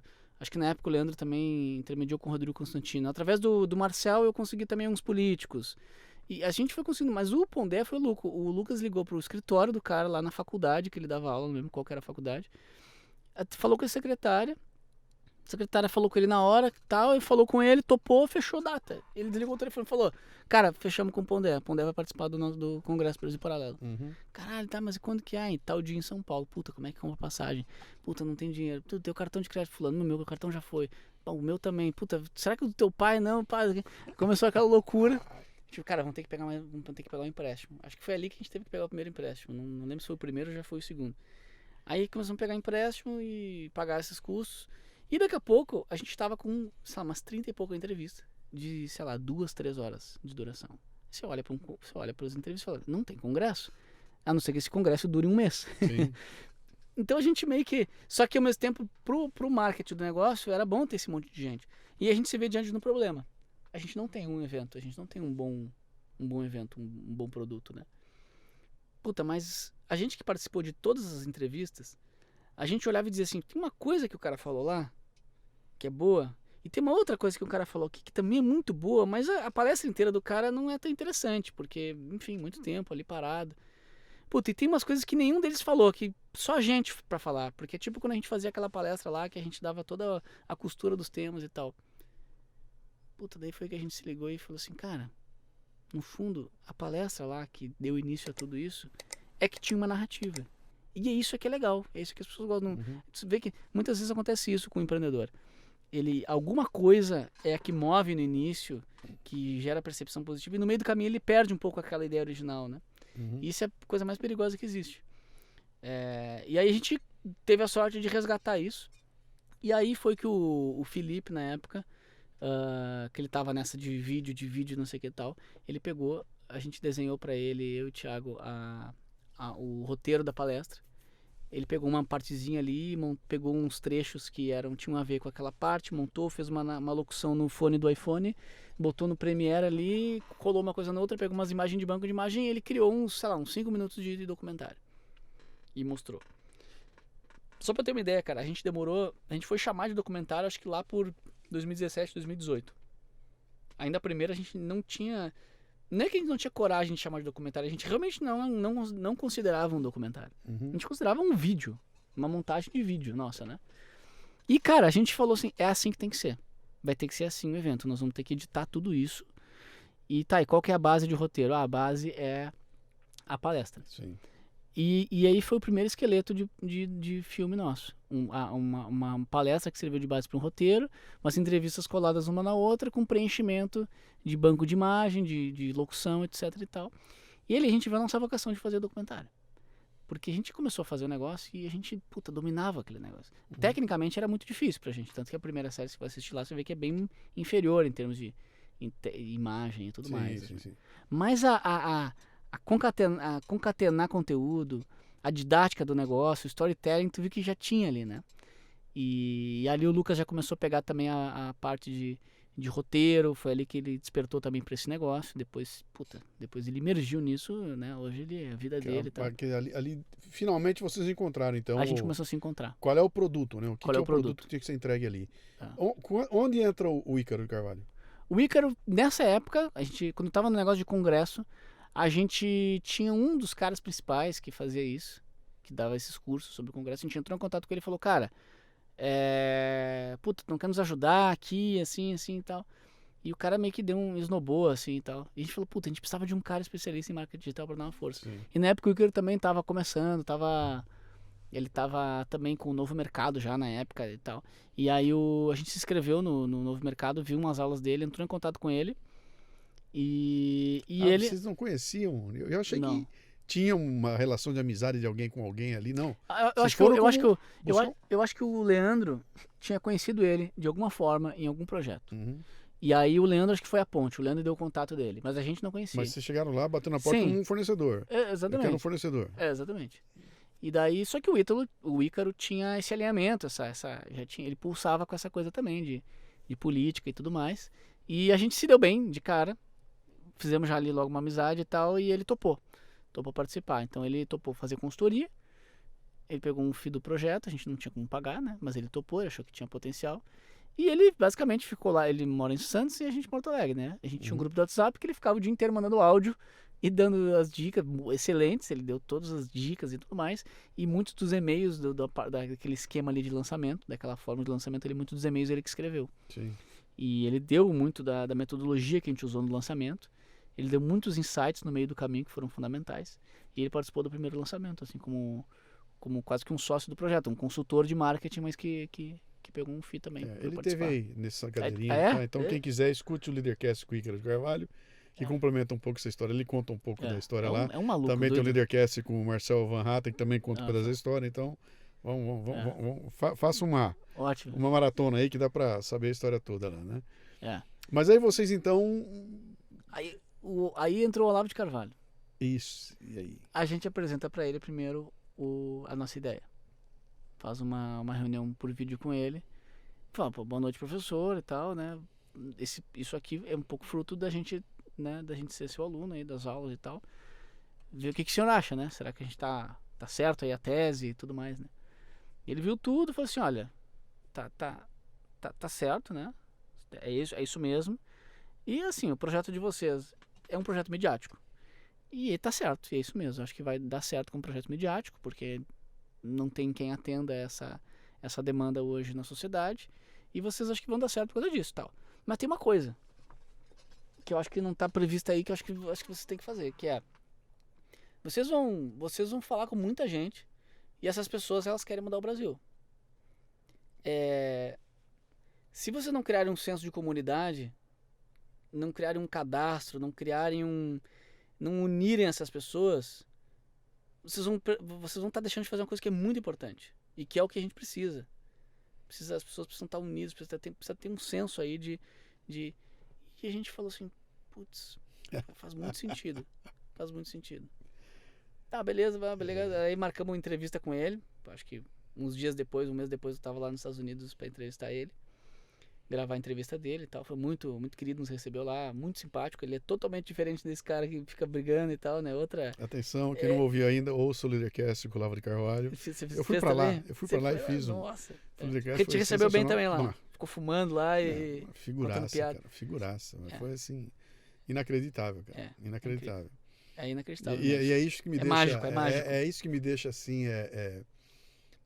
não dá pra gente entender muito bem. Porque a gente fica falando aqui, os caras começam, aê, maluco, terraplanista, como é que é? Astrólogo, cara, que eu não tenho a menor ideia do que tem ali, cara, sabe? Não, porque só fala bobagem. Eu botei agora, eu criei um canal do Leadercast. Eu tinha um canal no YouTube, o meu canal, e estavam lá os programas, né? E agora eu criei um canal do Leadercast. Então é uma fase nova e estou trazendo para cá. E trouxe e republiquei agora do Olavo. E botei de novo, né? Foi em 2018 que eu tive com ele. Botei de novo lá. E, cara, aí você vai na área dos comentários, do mesmo jeito que tem gente que chega lá e fala genial, aí entra um monte de gente, é só xingamento. E você fala, cara, esses caras não têm a menor ideia, eles não... Você pode não gostar, você pode ter um problema estético com ele, você pode achar que ele fala palavrão, você pode achar que ele defende tese... Cara, mas a hora que você entra na obra, esqueça o que ele fala e fique só com as referências. Você já vai ganhar 100 anos de vida, só com a referência, do tipo assim, cara, procure tal cara, veja tal livro, veja essa tese. Sabe? Quando você começa a puxar, cara, isso aí te dá uma vida. Todo mundo que eu conheço que resolveu fazer o coffee mudou de vida. Pra melhor, né? Todo mundo que eu conheço, cara, que resolveu fazer o coffee. Coffee é o curso online de filosofia. Sim. Todo mundo que resolveu fazer o coffee caiu pra trás na cadeira. Sim. Assim, caramba do céu, como eu não tinha encontrado esse homem antes. Mas é o Olavo, professor de filosofia, que é um tipo, que é uma figura, né? E você tem o Olavo que tem o Olavo do Twitter e do Facebook, é uma coisa, e tem o Olavo professor. O Olavo é um só, obviamente, né? Mas você explora as diferentes vertentes de trabalho que ele tem. E esse trabalho como professor de filosofia é um trabalho que não tem igual no Brasil. Bom, então você que está nos ouvindo ainda, que já caiu o disjuntor, já derrubou o disjuntor, já religou, já derrubou de novo, então você... calma, sabe, não fica nervoso, continua ouvindo, tá legal o papo aqui, tem mais calma, volta, toma uma água, volta, e se puder, dá uma olhadinha depois em alguma coisa que o Olavo escreveu, que não seja só texto de Facebook. Pega um livro dele, vai ler um livro, depois vem comentar, sabe? E esqueça esses termos do tipo olavismo, olavista, cara, bolsonarismo, esses negócios Você só emburrece o debate. Cara, é um reducionismo para todo lado. E vale para todo lado, sabe? Se você pegar também, pegar um cara e taxar um comunista num cara... A gente precisa cuidar com isso também, exatamente. É tão reducionista quanto, entendeu? Concordo. Não é assim. E se tem uma coisa que a gente aprendeu, é isso na Brasil Paralelo, da mesma forma. Sim. Você pega esse fenômeno da direita brasileira. Eu criei uma metáfora para explicar a direita brasileira. A direita brasileira, você imagina um elevador grande numa daquelas lojas de departamentos gigantescas nos Estados Unidos. Então o elevador está vazio. E um belo dia a gente enche de gente naquele elevador. É a direita brasileira. A partir de 2013, né? 14, que a direita entrou inteirinha naquele elevador. O elevador começou a subir com todo mundo lá dentro, né? E aí o elevador para no primeiro andar e fala, atenção, roupas femininas, uma parte sai. Roupas masculinas, outra parte sai. Brinquedos, uma parte sai. Foi isso que aconteceu com o Brasil. A direita brasileira foi assim. Ela começa e ela vai se esmigalhando no meio do caminho e se transforma num monte de grupos onde tem maluco, tem gente sensata, sabe? Tem um maluco que vem pedir, eu quero que o exército tome conta e mate todo mundo. Tem louco assim, né? Agora, esses caras não são iguais, eles não estão na mesma cesta, entendeu? Eles defendem ideias que estão de um lado do espectro político, mas não são iguais, cara. Então, você tem que separar as coisas. Eu não posso pegar um maluco nazista e tá lá cortando a cabeça e falar, cara, eu sou como ele. Bota um rótulo, eu sou genocida. Sabe, quando você bota um rótulo desse, você emburrece a discussão, emburrece tudo, né? Não tem mais argumento, né? O que aconteceu com a direita brasileira foi isso, ela não existia, de repente junta todo mundo e pum, aquilo esfacela, né? Nós estamos vendo agora, MBL para um lado, eu estava falando aqui, imagina se vocês convidassem o Pondé hoje, se ele iria. Não, o Pondé até pouco tempo participou, cara. Foi agora que enlouqueceu, né? Alguma coisa aconteceu ali, né, cara? Mas, a gente foi amadurecendo esse processo, né, de selecionar participante e tudo mais. No início era todo mundo, né? Sim. Todo mundo. Mas aí vocês vêm com uma postura extremamente agressiva, cara. O marketing de vocês foi muito agressivo. Foi assim uma coisa...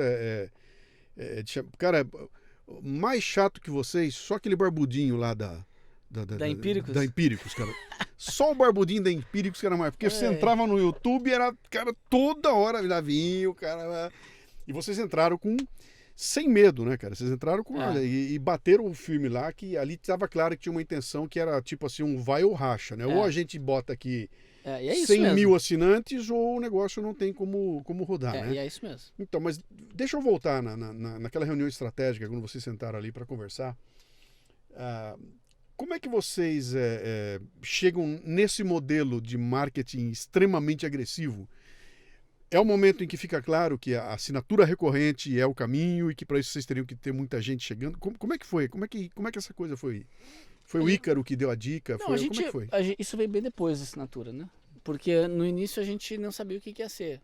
Então, mas o bem depois, nós estamos falando de 2016, anteontem. Então, é tudo num período muito curto. Então, exatamente. Em 2016 a gente lança o negócio. No início era um pacote e a gente teve esse insight de dizer assim, precisamos criar uma comunidade. Então a gente criou a membresia Brasil Paralelo, então você comprava esse pacote e virava um membro. Sim. Né? No início, os membros fundadores, a gente ainda deu esse upgrade aí de marca, ou seja, você é membro fundador, você entrou no início. A gente, depois daí dá muito certo o negócio, a dívida, a gente estava com uma dívida de 100 mil quando a gente lançou o negócio, né? Que para quem não tem nada é muito. Sim. E a gente, em algumas horas já paga essa dívida, em 15 dias você tem em faturamento 1.300.000 reais de venda de pacote, de membresia. Com assinatura recorrente já? Não recorrente, ainda era só um pacote. Era só um pacote, você pagava acho que 300 reais, 380 reais por um pacote para ser membro. Então você acessava todas as entrevistas extras, brutas, etc. e virava membro, fundador. Por quanto tempo? Para sempre essas entrevistas, era vitalício. Tá. Quem é membro tem até hoje. Tá. A gente tem acho que uns 10, 12 mil membros fundadores até hoje lá. Alguns viraram assinantes, outros até hoje não são assinantes. Sim. É uma briga para fazer esses caras assinarem. Não, mas eu já sou membro fundador, o cara não quer assinar o negócio. Mas aí a gente começa a empresa, né? Começa a organizar, começa a ter que estruturar, botar de pé, ainda com um modelo muito incipiente, não é um modelo de negócio estável ainda, mas se mostrou gerador de receita. E a gente com o próprio caixa começa a investir, começa a criar, lança a segunda série, Brasil Última Cruzada, que até hoje é o maior sucesso da Brasil Paralelo. Ainda na Última Cruzada era só pacote. Só que a gente começa a perceber aí já o efeito que tem de um lançamento para o outro, de você não conseguir necessariamente que as pessoas recomprem de novo um outro pacote. Começa a perceber, olha, precisamos evoluir o modelo de negócio. Entra 2018... A gente faz vários lançamentos, a gente faz acompanhamento das eleições, a gente lança Teatro das Tesouras, a gente faz um dossiê das urnas eletrônicas, um documentário sobre as urnas, atacado pelo Ministério Público Eleitoral, tiram o vídeo do ar, censuram no YouTube, a gente entra com um mandato de segurança, bota o vídeo de volta, lança um especialista falando sobre... o ano de 2018 foi uma explosão para o Brasil Paralelo e a gente lança o modelo de assinatura. A gente chegou e falou assim, olha, só que para lançar o modelo de assinatura a gente precisava ter algo recorrente. E aí que a gente lança um núcleo de formação. O núcleo de formação é basicamente o seguinte, a gente fala assim, cara, a gente precisa ter algo... Por um lado, a gente sabia que para lançar assinatura, para ter um modelo mais estável de empresa, precisava ter um conteúdo. Por outro lado, toda vez que a gente fazia um documentário, entrevistava as pessoas, ia conhecendo gente, e nos bastidores, assim, né, Luciano? Porque a gente grava aqui, mas a gente conversa mais um pouquinho na rua ali e tal. Claro. E essas conversas, a gente olhava e disse, que conversas que a gente tem tido, hein, cara? Conversas espetaculares, né? Sobre política, sobre Brasil, sobre mundo, sobre cultura. A gente começou a evoluir intelectualmente, porque começou a puxar a régua para cima. A Brasil Paralelo começou a ter uma certa envergadura, então a gente já começou a ter uma responsabilidade maior e aí você começa a ter que ficar mais sério, né? Ter que estudar mais, etc. A gente queria dividir isso com as pessoas, esse bastidor que as pessoas não veem. E aí foi que a gente juntou as duas coisas, falou, vamos fazer um núcleo de formação, a gente reúne esses caras, chama eles aqui para dar um curso, grava esse curso e dá para os membros. Mas só para quem assina. Essa turma que estava conversando com vocês. Esse povo que... Aí você tem de tudo. Professores, filósofos, cientistas políticos, empresários, tem de tudo. Depende da série que nós estamos fazendo. É um grupo diferente de especialistas, né? Mas tinha aqueles que são... Por exemplo, o Rafael Nogueira, ele tem vários cursos no núcleo de formação. Né? Porque ele é um cara que a gente praticamente foi lançado pela Brasil. Praticamente não, ele foi lançado pela Brasil Paralelo. O Luiz Felipe também foi lançado pela Brasil Paralelo. O de Orleans Bragança. O Tomás Juliano. E assim vai. Marcos Boeira. Porque eles eram pessoas que já tinham, obviamente, muito mais estrada que a Brasil Paralelo, muito mais tudo, né, e tal, mas eles eram de carreiras nichadas, de locais, né, não estavam na internet. Enfim, e a gente começa a fazer o núcleo de formação e lança a assinatura. E 2019, aquele ano, em 2018, a gente já tinha faturado 7 milhões e pouco. 2019, tem o 1964. Sim. Aquela loucura, foi. Você lembra? Doideira. Uma doideira. O Brasil inteiro, cara, negócio assim. Vila enlouquecido Cara, aquilo foi uma loucura. panca. Ali eu acho que eles devem ter parado, assim, depois que passou todo o rolo, eu falei assim, que merda que a gente fez. Que a gente tornou esses caras os rockstar. É. Era isso, cara. Todo dia alguma imprensa me ligando pra entrevista. O negócio foi assim, bom, hoje tem quase 9 milhões de acessos do filme, longa-metragem documental mais visto do Brasil. Sem da ser história, lançado comercialmente em lugar nenhum. em lugar nenhum, É, sem só nada. Só na. Que loucura, né, cara?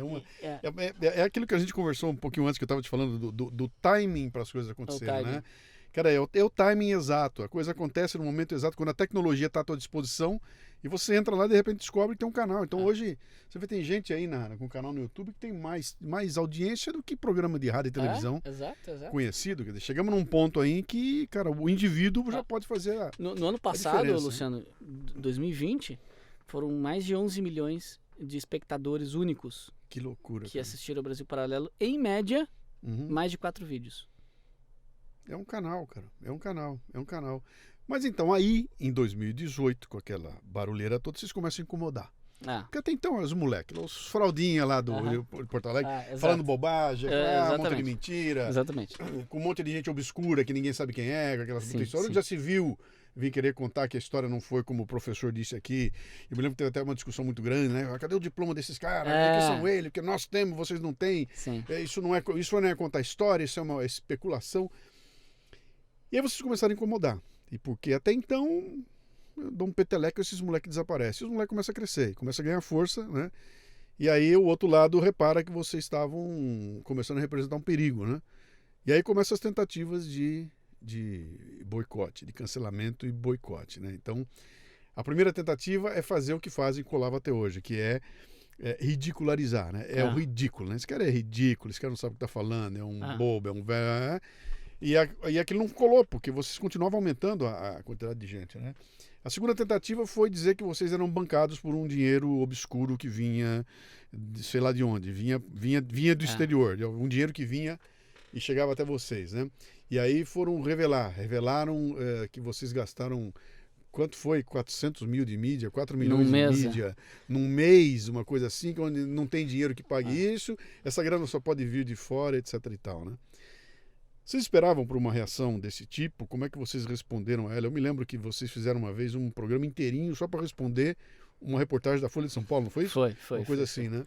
Como é que foi a hora que vocês viram a mídia ou o establishment reagir dessa forma e vocês não tinham o backup necessário? Pô, como é que é? Não, eu vou te dizer, o que a gente fez nessa época, tá?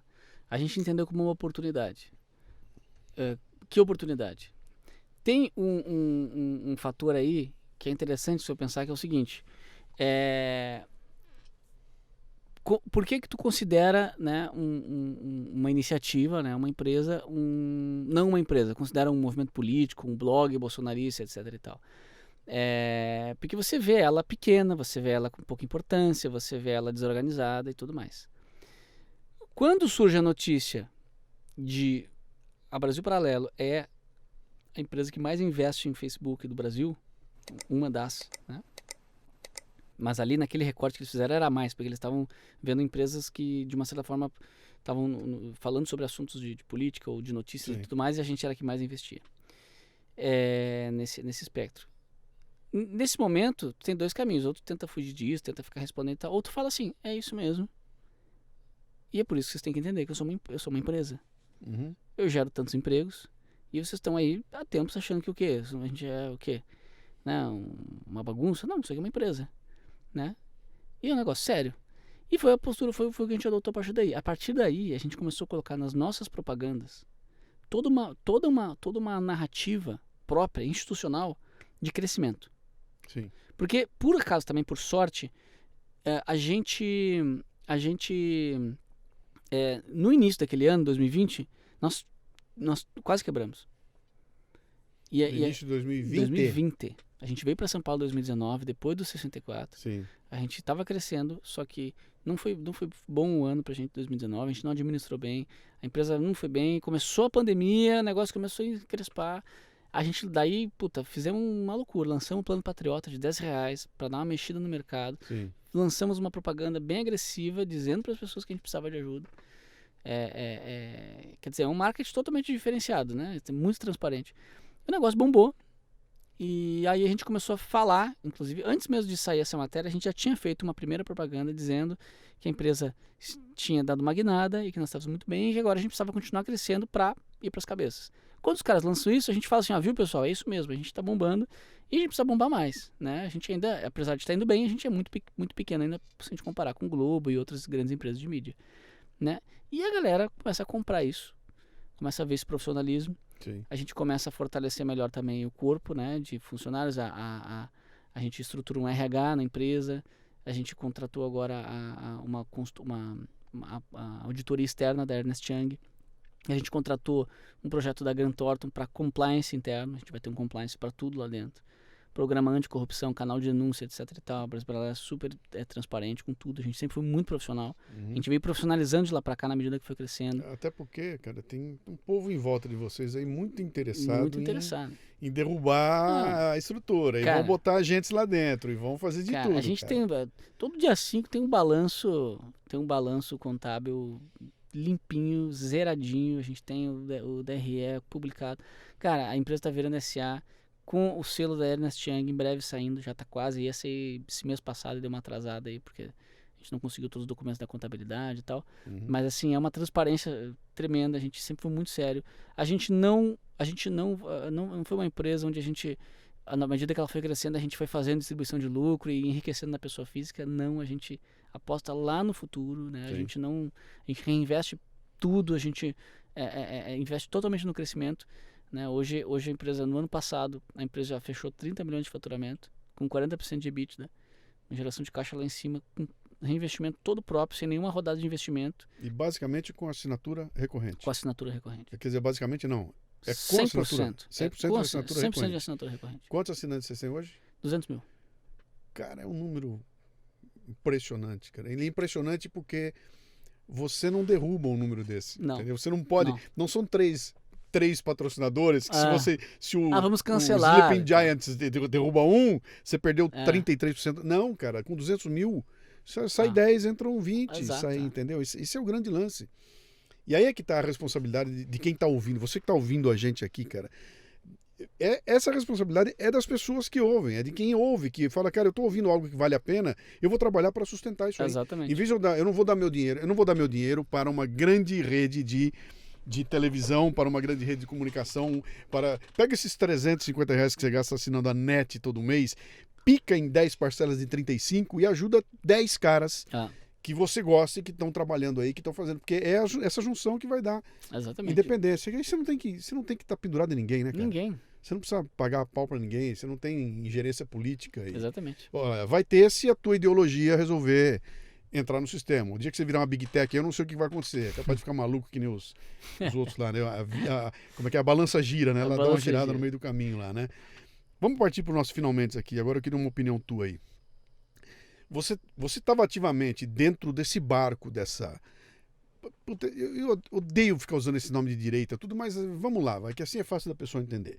Esse barco da direita que zarpou a partir de 2013, que constituiu apareceu algo que estava escondido e que nunca teve no Brasil, e de repente tinha muita gente falando da direita no Brasil, e vocês estavam ali participando ativamente disso, né? Em algum momento esse barco deu meio que uma esfacelada, ele virou uma frota, e alguns estão indo numa direção, outros estão indo em outra, alguns estão se batendo, alguns estão brigando. Como é que você está enxergando esse cenário hoje no Brasil? Lembrando-se que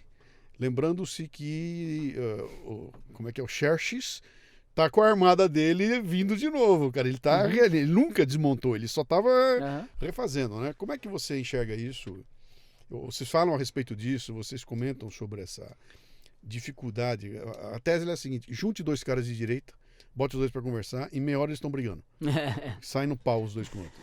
Eu acho que, assim, quem nos acompanha percebe que a gente não briga. Sim. A gente não briga, não tem nenhuma briga na direita. Né? Isso não é à toa, isso é porque a gente não quer brigar. A gente não vê sentido. Né? Não brigar pelo quê? Né? Não tem nada aí. Aí tem um ponto. Se você briga por algo. Que algo é esse, né? Então, muitas das brigas, no fundo, elas são brigas por um poder, né? Por um poder. Ego, etc e tal. Quando você não constrói o seu próprio poder, você quer o poder do outro. E aí você briga. Quando você tem o seu próprio poder, por que você vai brigar com alguém? Vou brigar com quem? Né? Fulano falou mal da Brasil Paralelo. Tudo bem, cara. Posso até ficar chateado de vez em quando, sou ser humano, sou normal. Posso ficar puto com um tweet ou outro que eu vejo e tal. Agora, eu não sou burro, eu não ajo com um intestino, eu ajo com o cérebro, né? Então, muitas vezes e outra coisa, né? Além de agir com o cérebro, também a gente procura ter um coração minimamente bom. Então a gente às vezes olha e fala assim, puta, deixa o cara falar, deixa o cara brigar um pouquinho. Não vou discutir, não vou entrar nessa briga, porque eu não tenho nada a ganhar com essa briga. Não existe motivo. Quando você não tem muito, né? Você não tem muito poder, quando você não tem, você depende do poder do outro, do poder político do outro, ou da audiência do outro e tal. Esse é o ponto. Aí você briga a todo tempo por uma busca de poder, só que você vai se desumanizando. Porque as suas relações não são mais relações humanas de relacionamento, são relações puramente de interesses, as suas relações são efêmeras.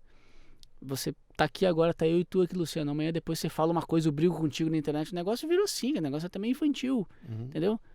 Onde já se viu, cara? Imagina. Pô, se por acaso for o caso da gente entrar pra uma briga, digamos que, né, seja pessoal e tal, você já percebeu que não é a nossa linha, nunca, é difícil que isso aconteça. Se por acaso vier acontecer, o mínimo que deveria fazer é, pô, eu te ligo então, né? Sim. Te ligo, vamos marcar um café, vamos discutir por telefone, então. Sim. Antes de... Não em público, né? Não em público. Mas é porque o objetivo não é necessariamente resolver uma questão. Não. O objetivo é ganhar algo com aquilo. Então, não é do nosso feitio. E, além disso, não temos porquê. Estamos muito bem obrigados fazendo o nosso trabalho com o nosso público.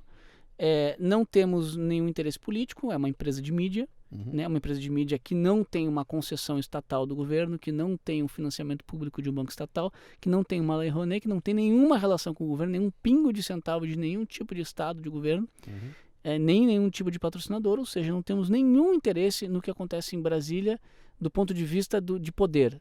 Temos interesse do ponto de vista editorial, de olhar, de entender, etc. e tal. Né? Temos nossos valores, temos uma busca editorial, uma busca pela verdade, uma busca por resgatar os bons valores no coração dos brasileiros, bons valores, ideias e sentimentos do Ocidente, que construíram o Ocidente, é a nossa busca, né?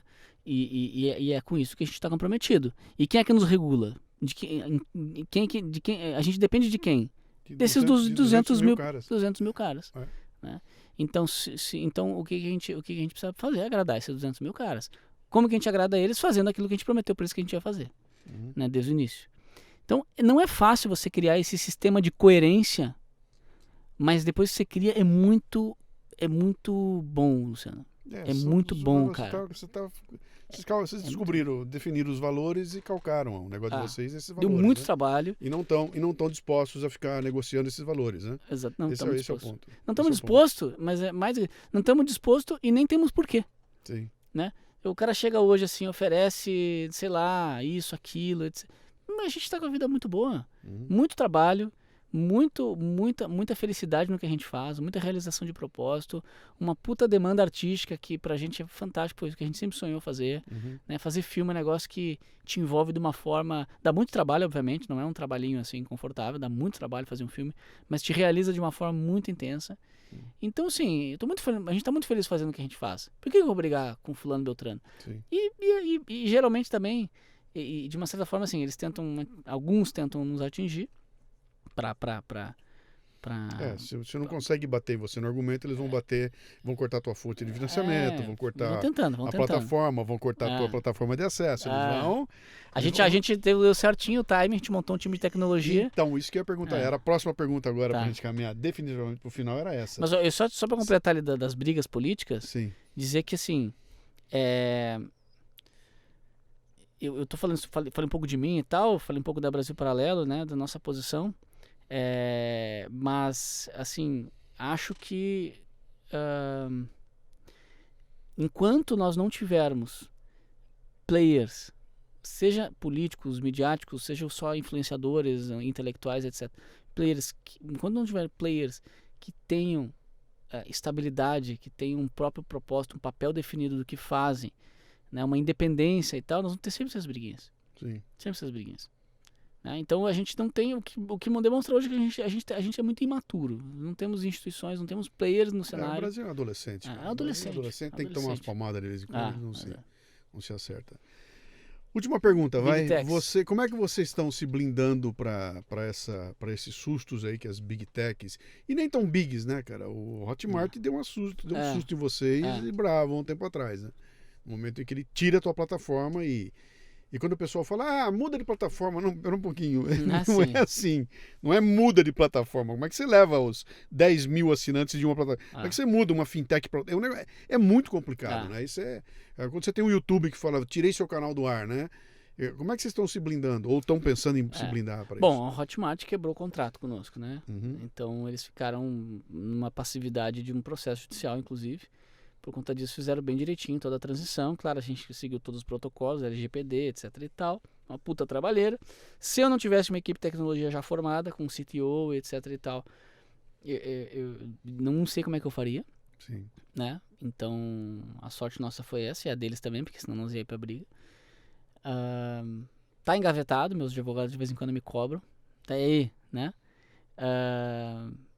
Não tenho vontade, conheço o dono da Hotmart, sei que sei que é mais ou menos aquilo que você falou, não foi os donos, é o sindicato dos cabelos coloridos, que hoje em dia é um novo sindicato, né? Não é mais os trabalhadores, é o sindicato dos progressistas, sim, dos ilix, essas coisas. Sim. Esse é o novo sindicato, e de fato foi o que aconteceu lá na Hotmart, um motim. Né?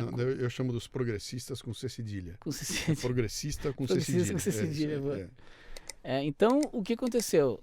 Como a gente estava preparado, com um time de tecnologia já sendo montado, porque já era nosso objetivo, né, começar a montar um time próprio de tecnologia, casou certinho, a gente fez uma puta transição, fizemos um sistema próprio de integração com várias outras plataformas, não somos mais dependentes de uma empresa com um sistema, tem um sistema próprio plugado em várias empresas. Legal. A nossa margem de contribuição, ela foi de 50% para 67% ao longo do ano, com vários ajustezinhos, etc. Então, assim, a Hotmart presta um ótimo serviço, tecnicamente falando, né? Mas é caro.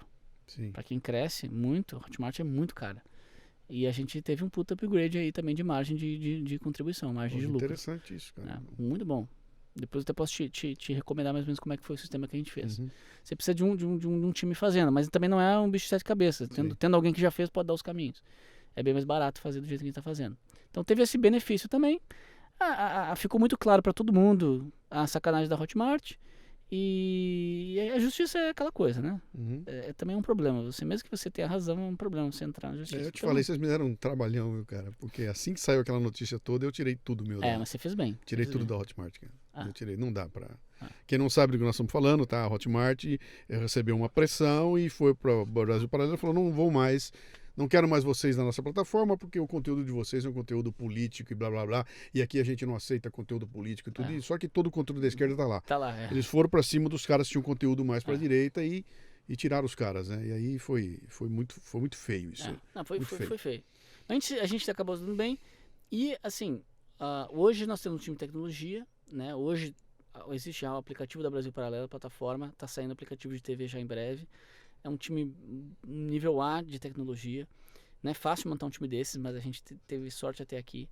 E a empresa tem crescido bastante. A gente vai se tornar cada vez mais independente tecnologicamente, mas você nunca se torna independente do sistema. Você nunca se torna independente de uma bandeira de cartão, de um Facebook, de um YouTube, né? Tudo mais. Do STF. Olha o que aconteceu com o homem mais poderoso do mundo. Exatamente. Então eu vou te dizer qual que é o caminho. Principal ação que a gente tem feito. Relações institucionais. Tá aí nosso amigo Renato Dias aí, que fez o contato contigo, né? Teve uma excelente carreira, né? Em várias áreas, mas recentemente no ranking dos políticos. A gente está desenvolvendo isso faz um tempo, desde o ano passado, né? A gente trabalhou com algumas assessorias. Agora o Renato assumiu essa frente. E as relações institucionais significam o quê, Luciano? Quando você pensa assim, o cara do YouTube é progressista, ok, beleza, ele pode ter uma ideia ou outra política e tal, mas o cara é o cara do YouTube, o cara trabalha lá no Google, o cara trabalha lá no Facebook, no Instagram, ou seja o que for. cara pode ter uma ideia que outra e tal, mas ele, para ter chegado até lá, tem uma carreira. Sim. É uma profissão. Muitas vezes um pai de família, uma mãe de família, uma carreira estabelecida, uma pessoa mais madura, etc e tal. Quando você senta para conversar profissionalmente com essas pessoas, e você explica que você não é uma... Por que acontece? De uma hora para outra, o cara que é lá, gerente do YouTube, ele se vê num ambiente onde a plataforma na qual ele trabalha, da empresa que ele trabalha, se torna, na cabeça dele, plataforma para um bando de maluco transformar completamente o país. Então, se você pensar pelo lado deles e ficar com certa empatia, é uma puta responsabilidade e um puta cagaço que esses caras estão tomando. Eles não sabem para que tá servindo a plataforma dele. Porque tem malucos. Tem malucos. É claro que tem malucos. E é muito difícil. A gente às vezes está aqui no meio e vendo quais são todos esses malucos, a gente consegue ter uma noção melhor. Às vezes o cara que não convive tanto na nossa bolha, ele tem medo mesmo do que pode rolar. Sim. Entendeu? Sei lá, uma ditadura militar, não sei do que, e daqui a pouco isso foi na minha plataforma. Então assim... a gente não faz parte, não é maluco, a gente é sério, a gente não publica fake news, a gente tem uma intenção única e exclusivamente de crescer, gerar empregos e ser uma empresa grande de mídia com uma linha editorial que auxilia as pessoas a ter uma visão mais consciente, mais ampla das questões e tal. Beleza, é isso que a gente é. Eles sabem disso? Não sabem. Então nós estamos começando a conversar e se apresentar e tem sido muito interessante. Muito interessante. Você tem que neutralizar a tal da narrativa, cara. Exatamente. A nossa vida hoje em dia está se tornando isso. É uma briga de narrativas. Eu tenho que chegar lá com o cara e sentar assim, ó, cara, olha só, deixa eu te dizer. Eu não acreditava que esse negócio de narrativa aqui e ali pudesse ser perigosa para mim. Mas aconteceu um problema com um fornecedor nosso, com a Hotmart, e eu fiquei preocupado, porque foi uma coisa totalmente injusta. Eu queria conversar contigo e explicar, mostrar que eu gero 100 empregos, tem pessoas que dependem disso. Né? A gente é sério, qualquer coisa, qualquer crítica que tu vai fazer. Inclusive, se tu quiser dar alguma recomendação para nós, manda a recomendação pra gente saber o que pode ou não pode falar. Porque o grande problema muitas vezes é isso, a gente não sabe o que a gente não pode falar, né?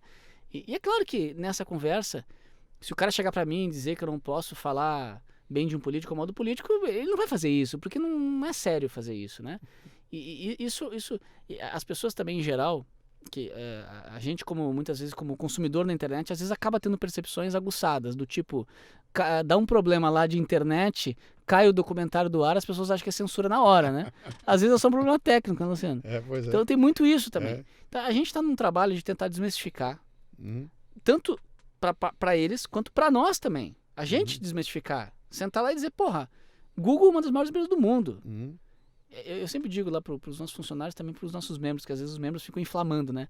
Porque o Google, não sei o que. Eu falo assim, gente, eu sou apaixonado pelo YouTube, pelo Google. Se não fosse esses caras, se não fossem essas empresas, a gente não existiria. Claro. O que esses caras fizeram no mundo é um negócio que mudou a história do mundo, cara. Isso pode ser para bom ou para ruim, porque é uma plataforma, a gente pode usar para o bem ou para o mal. E vamos tentar mostrar para os caras que a gente está usando para o bem. Esse meu discurso pode parecer meio inocente. Mas posso ser sincero, eu acho que essa é a maior opção. E está começando a dar bons resultados. Né? Se tiver que, pro Paulo, se tiver que para abrir, tiver que virar independente, se tiver que ficar à margem da sociedade, criar uma plataforma, a gente está se preparando para isso também. E para Dark Web. Para Dark Web, estamos nos preparando para isso também. Não estou dizendo que a gente está só contando com isso. Mas estamos fazendo os dois caminhos, estamos indo paralelamente pelos dois caminhos. Legal. Isso custa grana, mas a gente está ganhando para isso e reinvestindo tudo. Maravilha, cara. Que grande história, cara. Vocês são um case de empreendedorismo fantástico, cara, pelo conteúdo que estão trabalhando, pelo tipo de trabalho que estão fazendo, que é aquela história, sabe, é um trabalho que, se ele der certo, você muda a sociedade brasileira. Entendeu? São pouquíssimos negócios que a gente conhece que podem dizer isso. Se o meu negócio der muito certo, eu mudo a sociedade brasileira. Então, do mesmo jeito que tem essa como é que eu vou dizer, você tem essa visão ampla, cara, de mudar uma sociedade, também tem uma responsabilidade brutal no colo dos moleques de 30 anos. Entendeu? E eu fico feliz de ouvir vocês com o pé no chão, sabe? Sem deslumbre, sem estar deslumbrado, sabe? Sabendo. E eu acho que tudo isso se deve a um boleto que caiu no teu colo aos 21 anos de idade, cara. Aquilo te tem uma grande influência. Né? Você tomou uma surra lá que falou, pera um pouquinho, que a vida não é essa. Eu sou um merda. Eu preciso ser só um pouquinho menos para poder ter uma vida decente. E a gente continua sendo uns merda, sabe, Luciano? Uns merda, cara. Isso aí. Ele tem que saber disso. Mas valeu. Cara, obrigado pela tua disponibilidade de estar com a gente agradeço, aqui. Imagina. Essa Me história ouviu é muito aí? legal. Falei pra caceta. Essa história é muito legal para ser contada. Acho que a turma tem que ouvir e, ao ouvir, valorizar ainda mais o trabalho que vocês estão fazendo aí. Muito Boa bom, cara. sorte. Muito bom, muito Conte obrigado. comigo, que sou pequenininho, mas Não, eu tô junto imagina, com vocês com aí. certeza. Não, é um grande, é um gigante. Grande abraço.